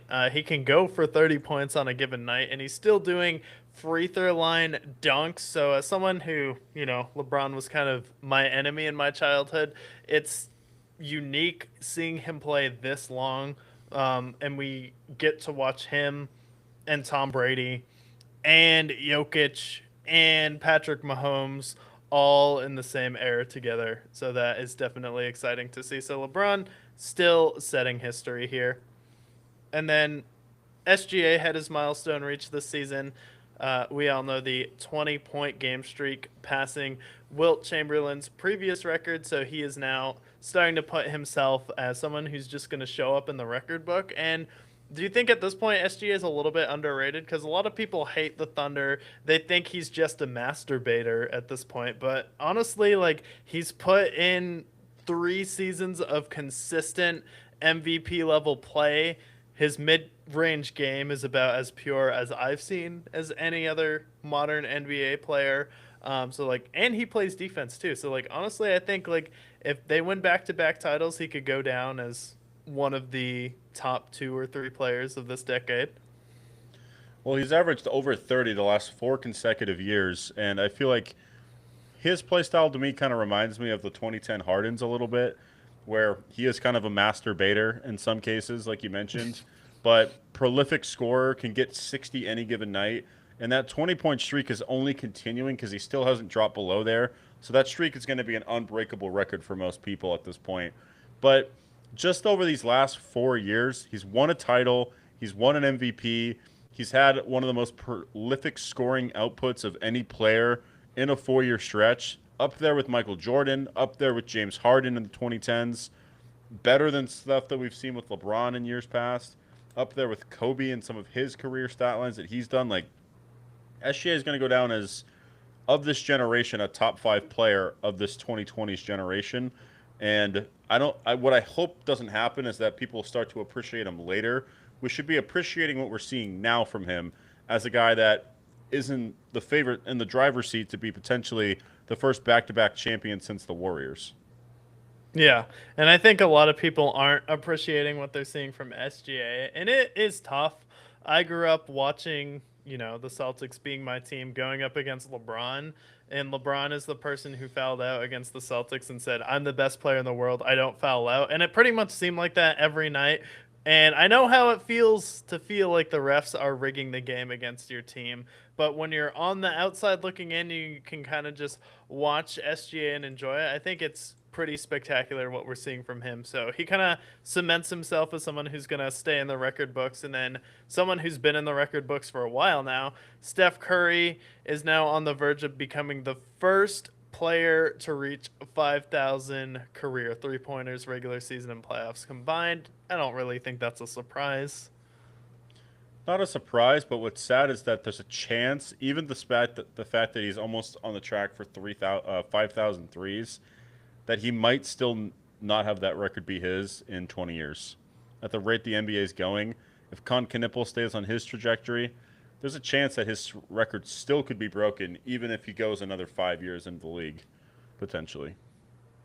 Yeah, it'll be interesting to see Steph's record because Concanepple said this season it's going to be hard to break the record of over 400 threes, but the record of all-time made threes might be a little bit easier to break, if that makes sense, is what he was saying. And I do think that could potentially happen, but I feel like Steph Curry, we really haven't seen anyone still do it at as high of a level that he has done it. Even from the new generation, we have LaMelo Ball, who's gone out here and had some ridiculous seasons, and he's making ridiculous shots, a la Kyrie Irving and Steph Curry. But we still haven't seen anyone as prolific and dominant as Steph Curry, where he would just have 20 straight games with 5, 6, 7 threes, and it seemed like he couldn't miss. Yeah, and I mean, at his peak, he was shooting like 45% from three, which is just insane to think about. When you think about the amount of threes he was shooting, I mean, 2016 Steph, 45% from three, 800 shots taken up, 402 go down from three. Like, insane what we're seeing from Steph, even now. And then Rick Carlisle earned his 1,000th career coaching win, becoming the 11th head coach to reach this mark. Okay, respect for Rick Carlisle. And it's been kind of a tough season for the Pacers, but come next season, especially with getting that first round pick that they're going to get, this Pacers team is going to be right back into it come next year. And Rick Carlisle is a great coach, so I'm excited to see what they do. But great for Rick Carlisle, underrated head coach all time. And then Kevin Durant joined Michael Jordan and Wilt Chamberlain as the only player to reach 31,000 career points in fewer than 1,150 games. Interesting stat, but Kevin Durant, he's going to go down as one of the all-time greatest scorers of all time. So credits to him for that. So good stats for them. Yeah, KD, someone I want to see one last playoff run from him. If he can push the Thunder in the second round, I'd like to see that. Or if he can just have a really good first round against LeBron, just for nostalgia's sake. I would think that would be good, but that is pretty much the NBA playoff picture. The MVP, some interesting stats out of the regular season, and some other interesting thing is always, who do the fans like the most? Who are the fans rooting for most in the NBA right now? Who do people still gravitate to? So I'm going to have you guess now the top selling NBA jerseys. This came out today. So, start to end of the regular season, who sold the most jerseys? This is a very diverse list. Some older nostalgic player, some newer faces to the league here as well. So, at number 1, who do you think sold the most jerseys? If I had to guess, I'm gonna still say Steph. I think Steph still gets a lot of the jersey sales. I'm guessing him at number one. Yes. Number 1 is Steph Curry. So we are 1 for 1 right now. Steph Curry. And then I will give you 1 or 2 hints if you kind of have a question here going through. So at number 2, who do you think sold the second most jerseys? So Steph is the most popular. I feel like I've seen a lot of these jerseys floating around of late. I'm gonna go Luca at number two. Whoa! At number 2, Luka Doncic. So now we have Steph and Luka number 2. If you get number 3, I'll think you're cheating at this point. But number 3 is kind of an odd one. He's not necessarily the best player in the league. He's had some good moments in the playoffs. He's on a premier franchise, but I don't think a lot of people would guess who number 3 is. Is it in the East or the West? It is in the East. It's in the East. I don't think it's Joel Embiid. I don't think it's Tatum No one wants or a Brown. jersey. This is kind of weird. Is it Jalen Brunson? Yeah, it is Jalen Brunson. No So shit. we are 3 for 3 right now. Bordering on gambling right now. Investigations. These on are. Brick's I can behalf. promise you, these are all guesses. I have not seen this list. All right, and then at number 4, who do you have? At number 4. Okay, so now I feel like this is when we get into the MVPs. I'm gonna go SGA at number 4. No, it is not SGA at number 4. He is on this list.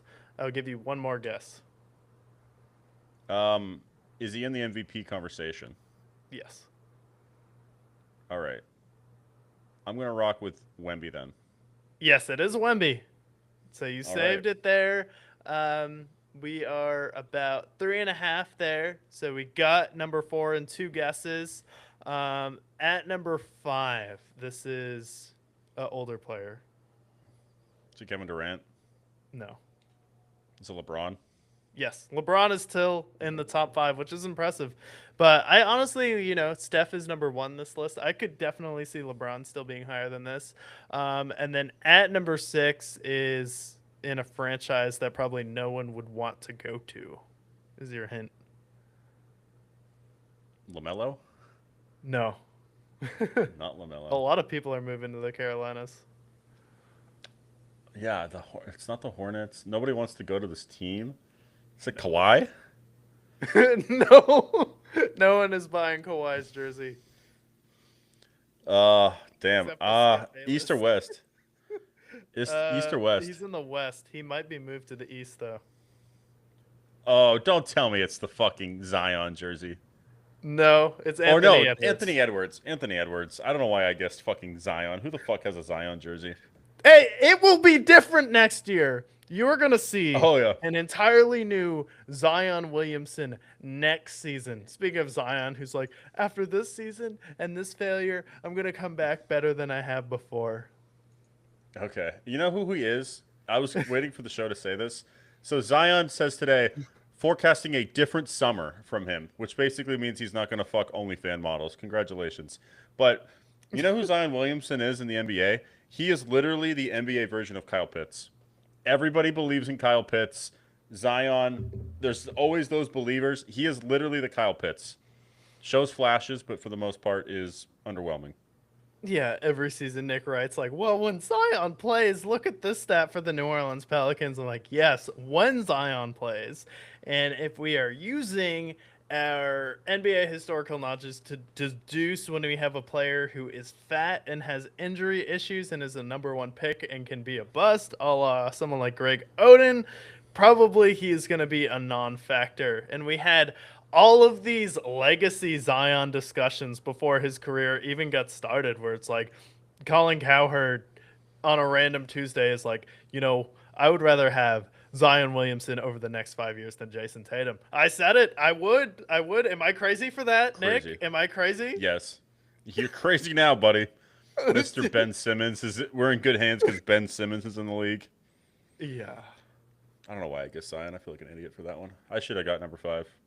All right. Oh, well. And then at number 7, this is one of the top 2 franchises in the league. So this is where it's Tatum, I'm assuming. Yeah, it's Jason Tatum. At number 7, in an off year with the Achilles injury. So when I went to the Spurs Celtics game in San Antonio, a lot of Jason Tatum jerseys. I believe And then that. at number 8, he's really good, but he is in Tornado Alley. He's in Tornado Alley. Shit, that could be so many teams. He's really good. Is it LaMelo? I feel like LaMelo is going to be on this list eventually. Am I wrong? Eventually, yeah. We have a But he's ways not to here. go, though. Tornado Alley? What the fuck could that be? It's not John Morant. No. Who the fuck wants a John Morant jersey? Tornado Alley? And it's not John Morant. It's not LaMelo. It's not Con Knipple. Con Knipple didn't pull that much. No. I already said Kevin Durant, right? Is it Kevin Durant? Kevin Durant used to play for this team. Is it Devin Booker? No. No, there's no Hurricanes in Arizona. What the fuck am I talking about? SGA? Yeah, it's SGA. I overthought that one too SGA is hard. number 8. And then at number 9. You said Hurricane. I'm like, oh, Devin Booker? Even though he Devin rains like twice a year in Arizona. Yeah, all the tornadoes that happen in Arizona. Yes. At number 9, this is a young player, very young. The youngest, Is it they Cooper say. Flag? Yeah, Is it Cooper Flag? It's Cooper Flag. At number 10, his state sells a lot of reefer. Oh, it's Jokic. It's Jokic, yeah. Good one. At number 11, he played for a NBA franchise that doesn't exist anymore. It doesn't exist anymore, so play for the... Is it Russ? No. Doesn't exist anymore, so he played for the Supersonics then. Yeah. I already said Kevin Durant. Kevin Durant's already been KD. pulled at this point. No, Okay. not yet. Yeah, KD is at Okay. 11. At number 12, this is a player who really had a breakout year this season. He's Really always had a on when breakout you're year? at the gym. Always on when... Oh, is this Tyrese Maxey? Yes, Tyrese Maxey Okay. at number 12. So you have gotten 10 out of 12 on the top selling jersey list. And at number 13, this player plays on what some say is your adopted team. Oh, it's Devin Booker then. Yeah. Devin Booker still in the top 13. That's impressive for me, especially having... They love him here. Yeah, they love him. At number 14, some people would say this is your adopted sports city. Adopted Sports City? Adopted Sports City? Shit, it's not the Suns. Adopted Sport... Wait, is it in the West? No, it's in the East, like the gritty city you like. Oh, Cade. It's Cade Cunningham. It is Cade Cunningham. And then at number 15, that leaves LaMelo Ball, who you've guessed a couple times already. So you got 13 out of 15. I'll give you 13 out of 15. You got some of them with a hint, but you guessed the majority of the top-selling jerseys in the NBA. So that gives us LaMelo at 15, Cade Cunningham at 14, Devin Booker at 13, Tyrese Maxey at 12, KD at 11, Jokic at 10, Cooper Flag at 9, SGA at 8, Tatum at 7, Anthony Edwards at 6, LeBron at 5, Wemby at 4, Jalen Brunson at 3, Luka at 2, and then Steph Curry at number 1 still on top. Anything that surprises you there? I was surprised to see Devin Booker as high as he was. I feel like, because like the Suns fans love Devin Booker, and he's going to get a statue outside of Footprint Arena eventually, or whatever it's called now, Mortgage Center or whatever. But like, I feel like most of the people who are buying jerseys outside of Phoenix are people who just like the Suns uniform because I feel like the Suns have pretty good logos.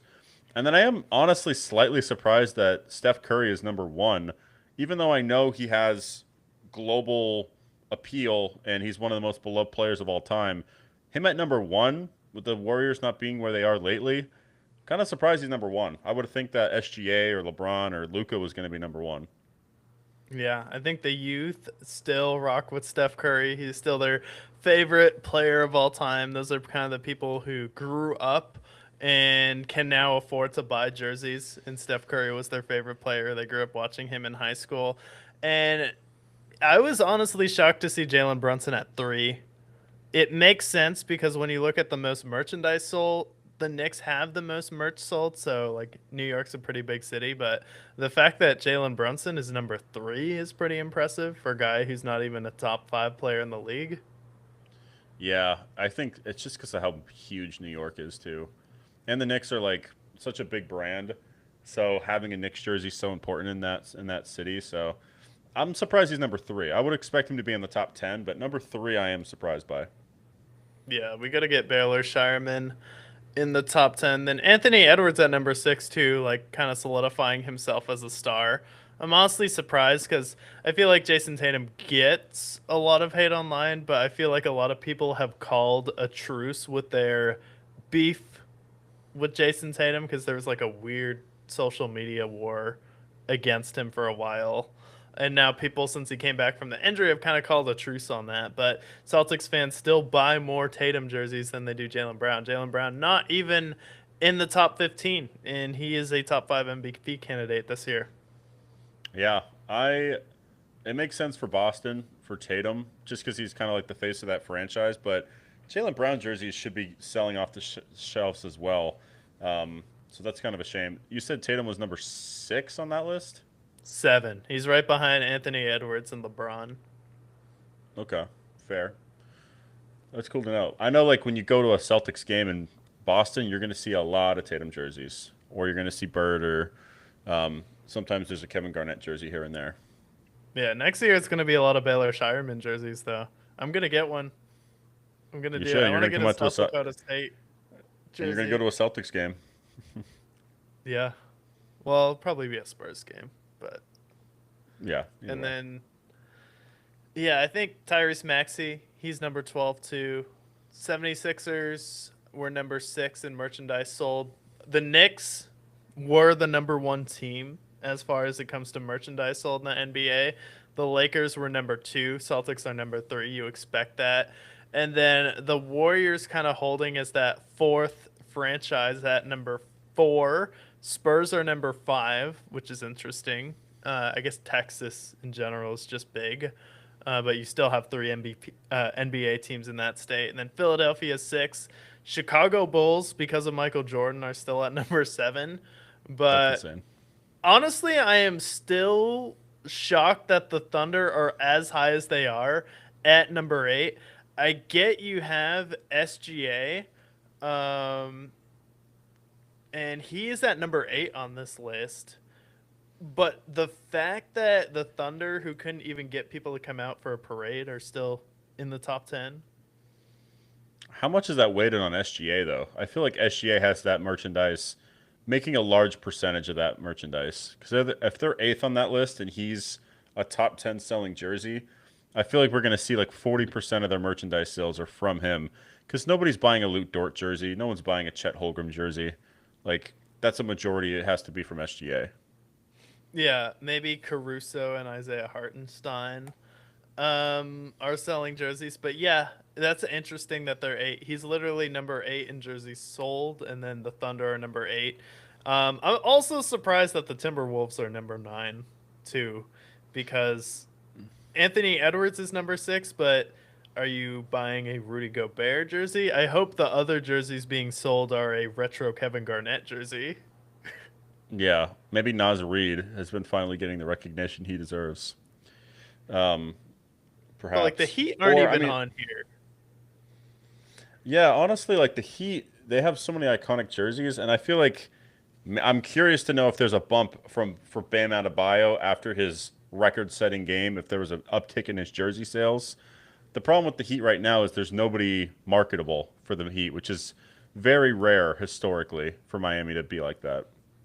Yeah. Nobody likes Tyler Harrow anymore. They like associate him with Jack Harlow, and the internet suddenly decided to hate Jack Harlow, so now they hate Tyler Harrow too.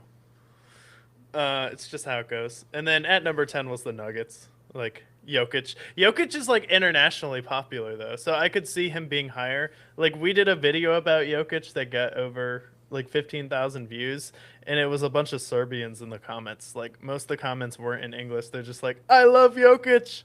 I love Jokic. I would die for Jokic." Honestly, Sam, I would die for Jokic too. All of them were just his horses commenting. Yeah, but that is the top 10 merchandise sold. That is the players who sold the most merch in the NBA this year. Um, and then pretty much like, were you surprised by any teams that fell off as hard as they did? I guess like who was your most disappointing team that you were expecting more from that kind of just fell off this season and didn't make the playoffs? I think the most obvious one is Milwaukee because 2 years ago we were talking about them poised with Dame Lillard to be, the face of the face of the East, especially with the Celtics having an off year. The Pistons were unproven entering the season. Were they going to be as good? Really, their only threat was the Cavs and the Knicks. And the fact that they didn't even qualify for the play-in tournament, there was all this drama with Giannis. Doc Rivers doesn't even get fired. He just quits on this team and talks about how awful that team is. Like the Bucks, if we're looking at the East specifically, easily the most disappointing team. And then in the West, nobody in the West that didn't make the playoffs surprises me very much. Maybe Dallas to some extent, but the biggest disappointment across the NBA has got to be the Bucks. Yeah, not it's like disappointment because you're just sad that Giannis is at the end of his prime, and this is the first time in 9 years that the Milwaukee Bucks haven't made the playoffs. And they've had some tough years with Giannis, but he is an NBA champion at this point, so you don't like to see it. And then he's someone who's dealt with injury issues as well over his past few years, so you don't necessarily know how many years he has left. And the solution for the Milwaukee Bucks was let's give Miles Turner a lot of money, run it with Kyle Kuzma on our team. And then Doc Rivers is at odds with Giannis because he doesn't want to get shut down at the end of the year. Doc Rivers is upset that Giannis goes to the media because now the Milwaukee Bucks are under investigation from the NBA. And then there are also certain things from the Milwaukee Bucks that got leaked from their organization, so it wasn't a tight run ship. And then there were a couple conversations behind closed doors with the team that Doc Rivers essentially said, "Hey, look at my resume.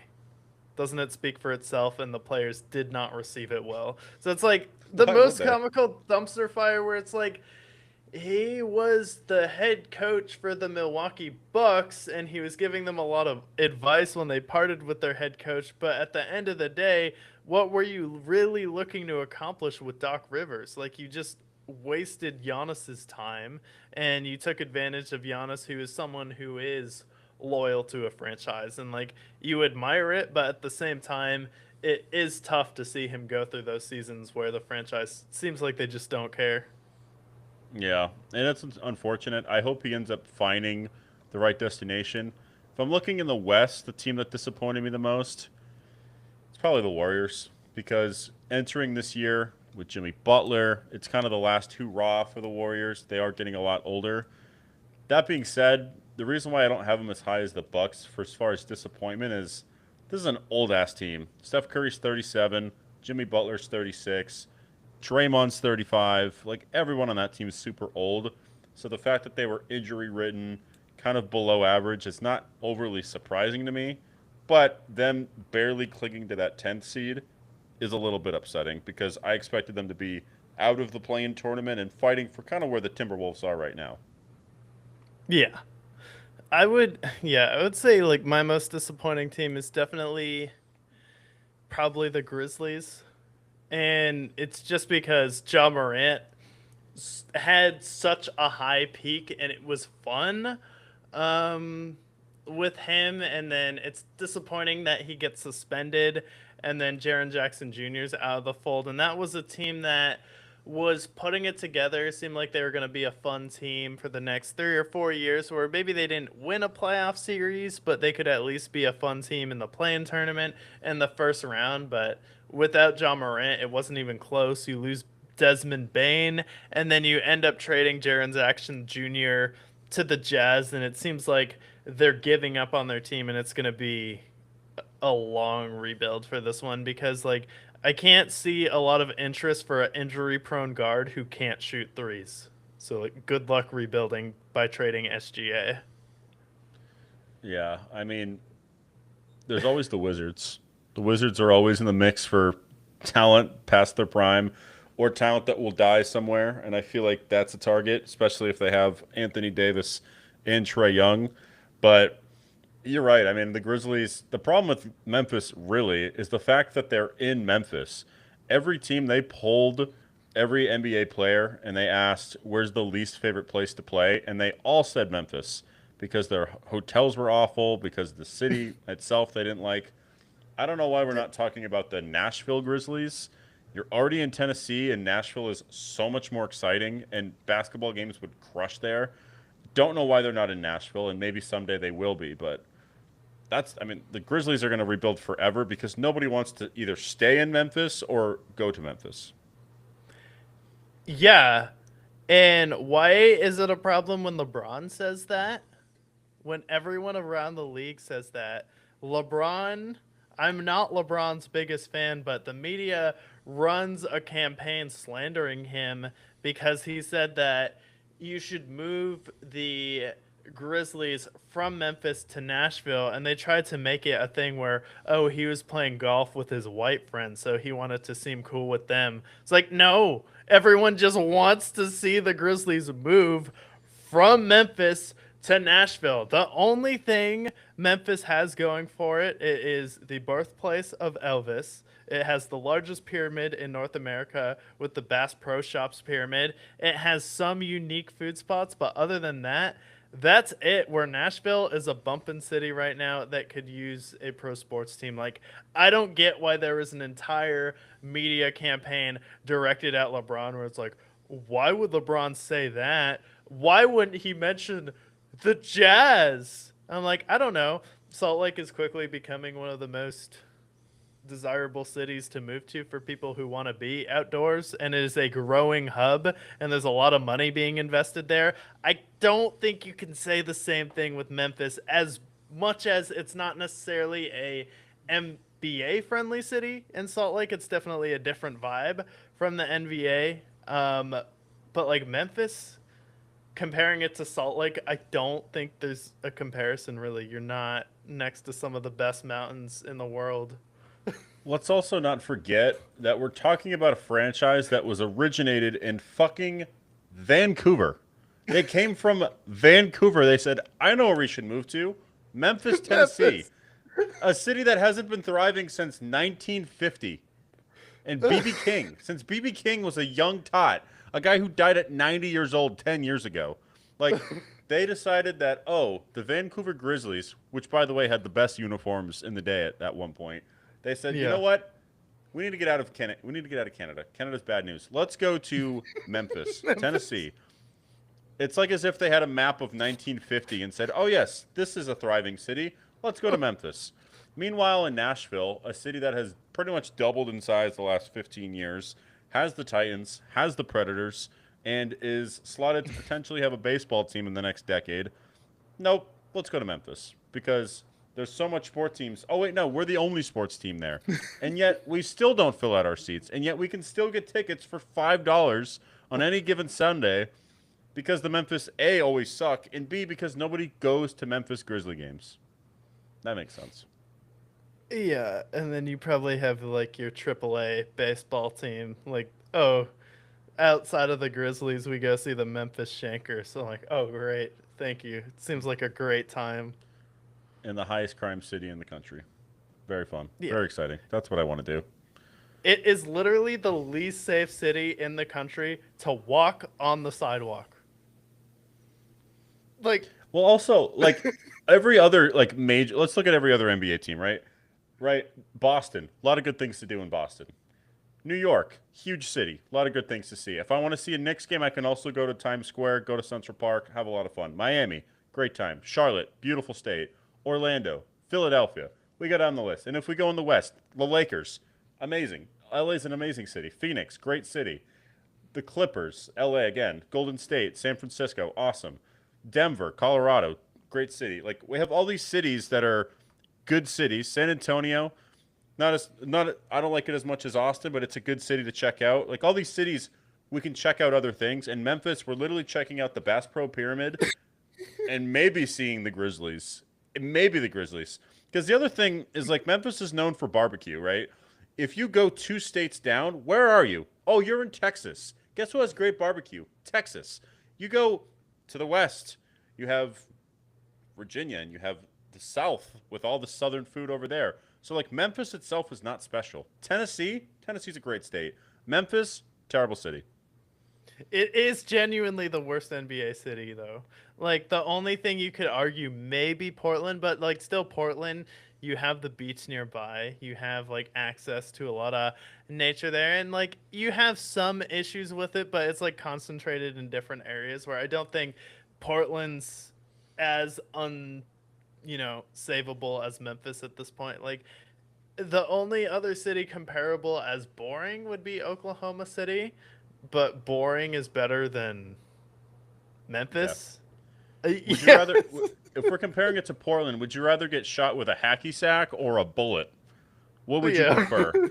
I think I'd rather get shot by someone with gauges and a hacky sack and drinking their fucking chai latte than Memphis, which is just gruesome. I spent a total of about 8 hours in Memphis, and I think I spent about 9 hours too long there because I basically got there, slept, woke up, got a bagel at the Bass Pro Pyramid, and left. And that was too much time in Memphis.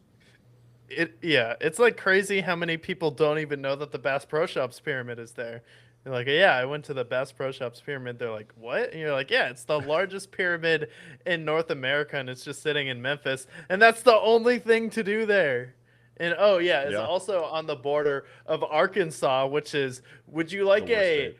hello to the worst driving you'll ever have in your life, where we put speed bumps on the highway even though we made it 85 miles per hour? Like, please pick one.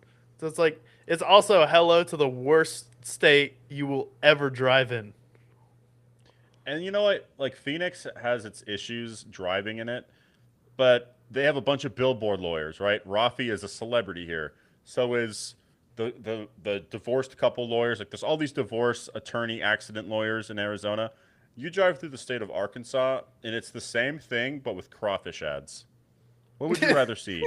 Rafi's doofy face, or would you rather see a bunch of crawfish ads? Which, by the way, crawfish, not a real food. You don't eat that. That was we literally had crawfish as a science experiment in 6th grade where we had to like Yeah. take care of a crawfish, and this is something that you just decide to boil and eat when it's the size of like two of your fingers combined. Like, what are we doing here? It's a bug. You're eating a bug, and when like lobster exists, but this is like a poor man's lobster. Like this is lobster for the South, which makes sense why it's big in the South. But like that's what it is. Yeah. It's like crawfish, and then it's like, I looked up what there is to do in Little Rock, and they're like, the Bill Clinton Library. I'm like, I didn't know lizards could open up libraries. And lo and behold, yeah, Arkansas is an awful state. Don't ever go to and there's a reason why there's no sports teams in Arkansas. You know why? Because Arkansas sucks. Simple as that. Yeah. And they're like, national park they have there is like the Arkansas Hot Springs. And I heard it's just like a dusty bathhouse that you go into, and they're like, do you want us to pump the water in? They're like, oh, okay, sure. Yeah, if you Not want a good hot reviews spring, about that. I was just like, go who puts somewhere else. speed bumps on the highway though? Yeah, that's just cruel. My car got wrecked driving through Arkansas. Luckily, we were saved with Texas shortly after. Yeah. And then it's just Texas traffic, but what can you do about that when everyone wants to live here? But yeah, that's pretty much the NBA. It's our early predictions for the first round matchup. So I'm definitely hyped for basketball this weekend. Anything else on your mind for the NBA or anything else you want to cover before what we were watching this week? Yeah, I got what I've been watching lately. So I've told you I've been watching Two and a Half Men of late. So that's kind of got me down the rabbit hole of Charlie Sheen and what Charlie Sheen has offered to American cinemas everywhere.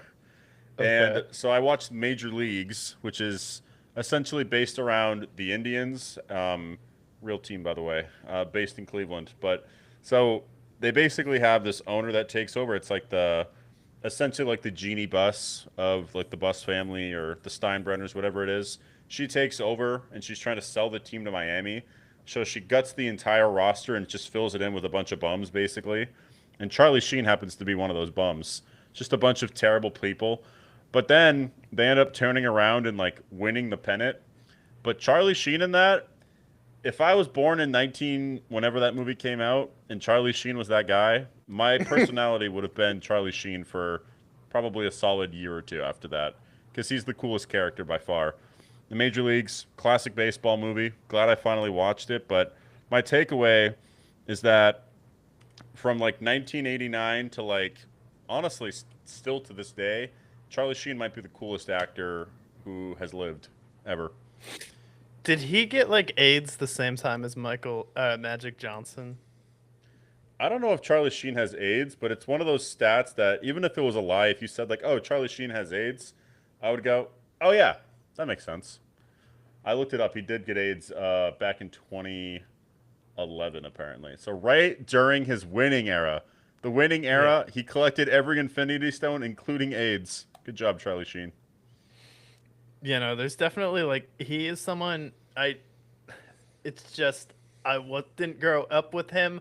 I didn't grow up in that time period, and I just haven't got around to really watching anything he's done. But I do know he has a cult following, and a lot of people love him. And then it seemed like a lot of people embraced him when he went on Joe Rogan like a couple months ago.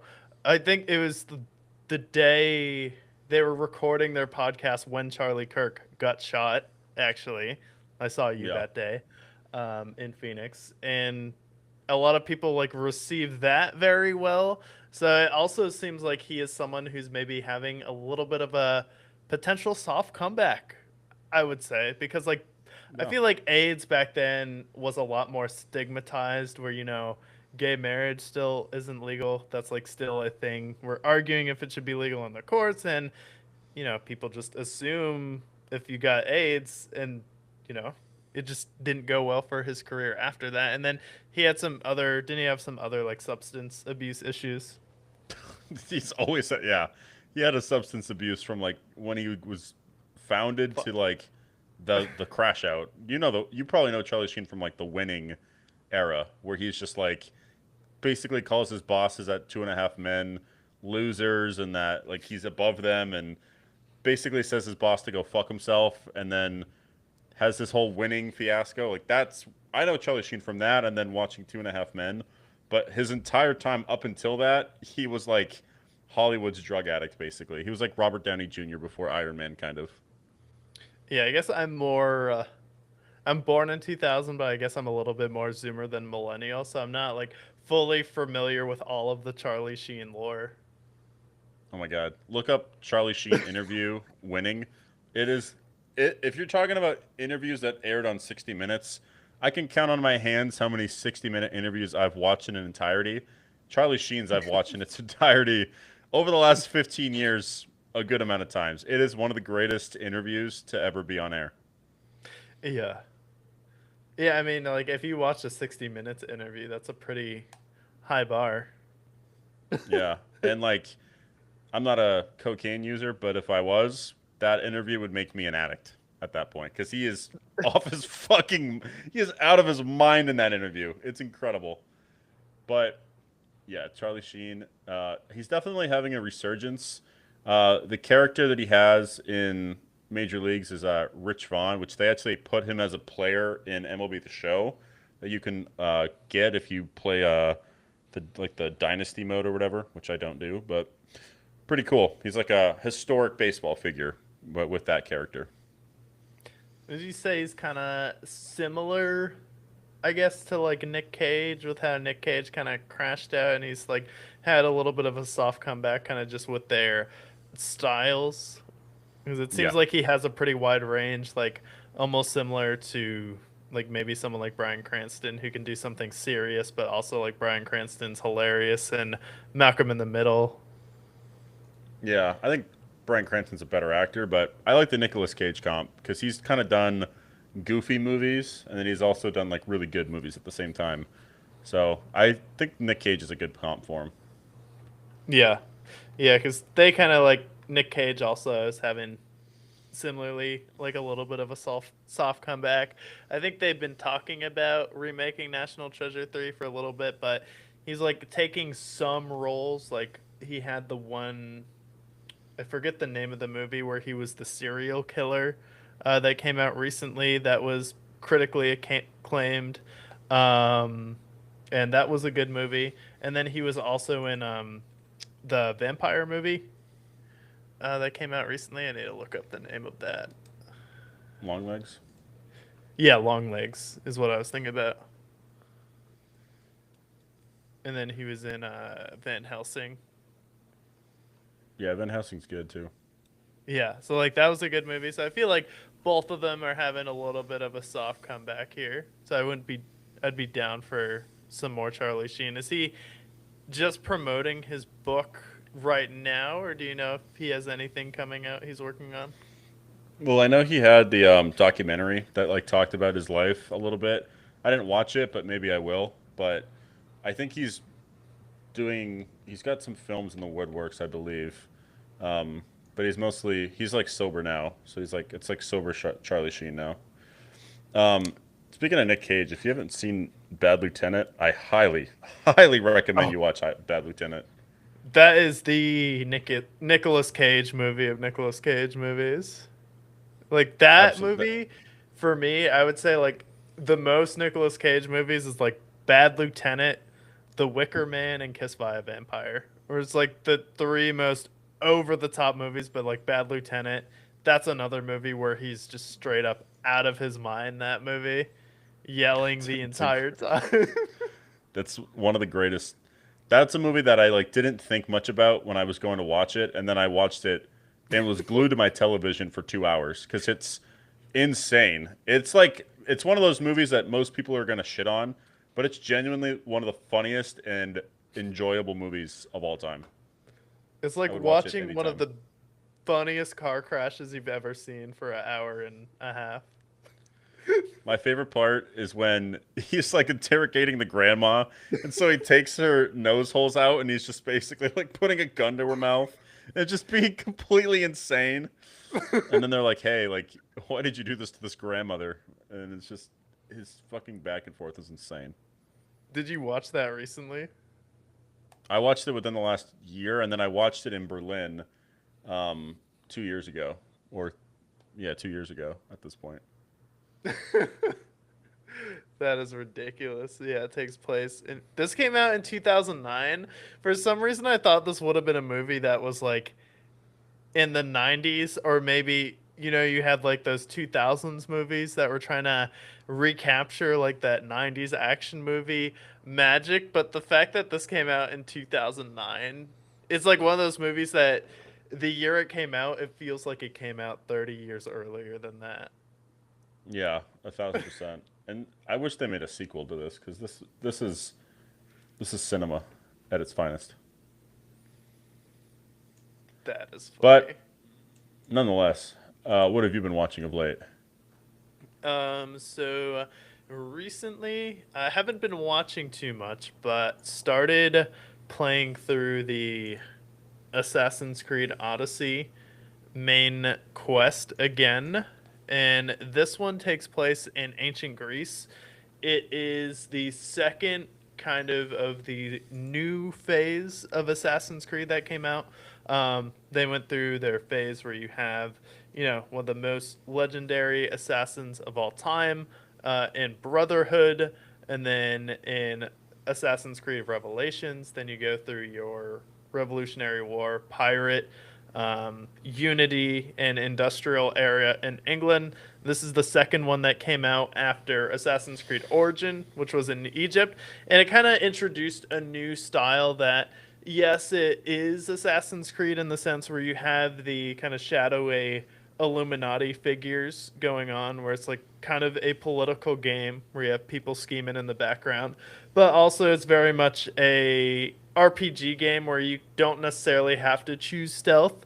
And it is a level gated series where in Origins and in Assassin's Creed Odyssey you have to rank up to move on to different areas of the map, but they made it more of a loot based, accomplishing like different areas. So it's mostly going to different caves, discovering forts, and then collecting loot and gear there and leveling up. And it almost feels like more of their attempt at doing a Far Cry period piece than it does a Assassin's Creed game, but in a good way. And honestly, I played through this game when it first came out, and I got through the story. I have the DLCs. I haven't played those yet, but replaying it, I'm like, this might be the best Assassin's Creed game of all time. It's like replaying it, like this game is beautiful. The mountains of Greece are amazing to look at throughout it, and then you have the ocean. They include the element of ship combat because they pretty much map out all of Greece, and there's a ton of islands that you go to. So you have like the main things you're doing in this game are ship combat. You can trigger conquest battles between Sparta and Athens, which have over 100 AI involved in it, and then you also can do different tasks, and then you have like a bounty hunter system in this one, where if you kill too many people out in the open, you'll have someone who's a higher level start to follow you around. This is one of those games that I have always wanted to play because you said it's based in Rome. You said it was what was it based Ancient in Rome? Greece. So Ancient like Greece. 300 Okay. Spartans time. Okay. Yeah, that's badass. This game got nominated for a shit ton of awards when it came out, and I remember like the biggest criticism of it was just the microtransactions, which I think they later fixed, which I think it should be good now. But that was kind of its biggest complaint at the time. But Assassin's Creed is one of those games that I feel like, I mean, for a while they were releasing a game every year, but historically they were pretty consistent. If you look at their whole catalog of games, for the most part, I feel like most of the time you're going to get a good game in there, especially like that early age of Assassin's Creed, like one through, honestly, through like Assassin's Creed 5. I feel like they all were successful. Yeah, and really their first real, I guess, mess up was Unity, and that was just because it was such a buggy drop. But even going back, I replayed Unity recently. That's the one that takes place during the French Revolution. There was a building in Paris that burned down, and the schematics in Unity are so accurate that they actually use the game's blueprint to rebuild the building in Paris. So it's like their That's precision in badass. that game is so good, and they fix the bugs. So like even the games that they have missed on, and then people got some fatigue in Assassin's Creed, the like industrial one that takes Syndicate that takes place in like industrial London. You have Charles Dickens there, but like that game also, like if you space them out enough, you're gonna get fatigued when you have kind of a similar concept year after year. But I do think this one is probably their biggest accomplishment, where the world is so big you could probably play 100 hours and not complete the game, where there's just so much going on that you need to do. You need to think about your ship in this game, where you have like sea battles when you're getting around, and then you can also trigger conquest battles, which are fun, and then you're hunting this cult that is instigating the war between Sparta and Athens. And I do think early on there's some good character moments where they actually give you a reason to care about this person, why she or Alexios is going on the Odyssey, and you can choose whether you want to be Alexios or Cassandra in this one. That's pretty sick. It looks like their most recent game, they went in the samurai route, which looks interesting. I guess it just came out fairly recently.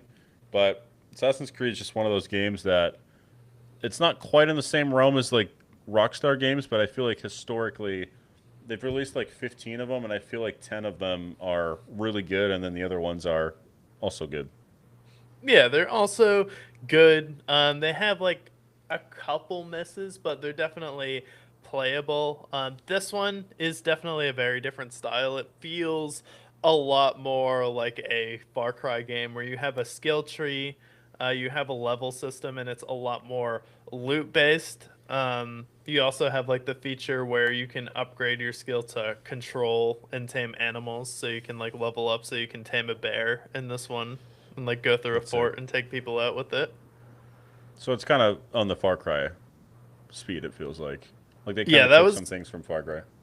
yeah, that was people's biggest complaint is that it felt like Far Cry. And for me, like I like Assassin's Creed because it's a period piece. The stealth missions are and the Animus are my least favorite part, and you have pretty much the option to not use the Animus at all, and you really don't have to use stealth if you don't want to in this game.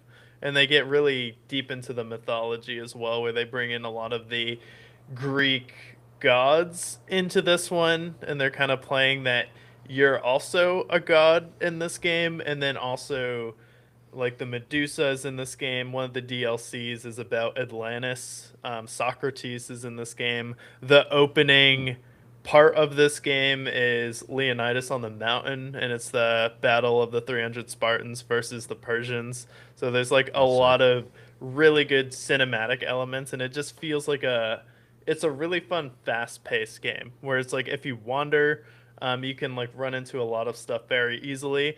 And for a game with a map this huge, it's easy for it to kind of feel empty, but it just feels like very bright, very warm, and it's a very alive world too. It's like when you walk around, it doesn't feel like a bunch of NPCs. And a lot of the side missions too are pretty funny. Like you have one where you're essentially getting a potion for basically a ED medication where you have to go get like a bear scrotum and then something from a deer because this lady wants to get her husband up and going. And then you have the option. He doesn't end up want to sleep. He doesn't want to sleep with her at the end of the mission. He's like, no. He's like, I'm too old for this. If you keep making me do this, you're gonna kill me. So you can be like, well, I'll do it. So you have like also like the player dialogue option where if you give it to him at the end of the mission, you kill him, but you also have the option to save him and just do it yourself. So it's Just like fuck a his lot of wife. funny missions in this one. That's sick. Yeah, that's dope as fuck. Yeah, I gotta rock that game. I think Assassin's. I haven't played an Assassin's Creed game in a long time, but they're always a good time. Yeah, I think this would be a But good one. yeah, but we have covered all things NBA, so we know Nuggets and Celtics is the future that we see in our crystal ball. We'll see if this ends up culminating as it has in the past with our predictions being again correct. But we will be back next Monday to recap all things play-in tournament, NBA, the NFL draft, all things Brickyard. Yeah, we will do our NFL draft next week. Definitely don't want to miss that. But until then, Stay stay brick. brick.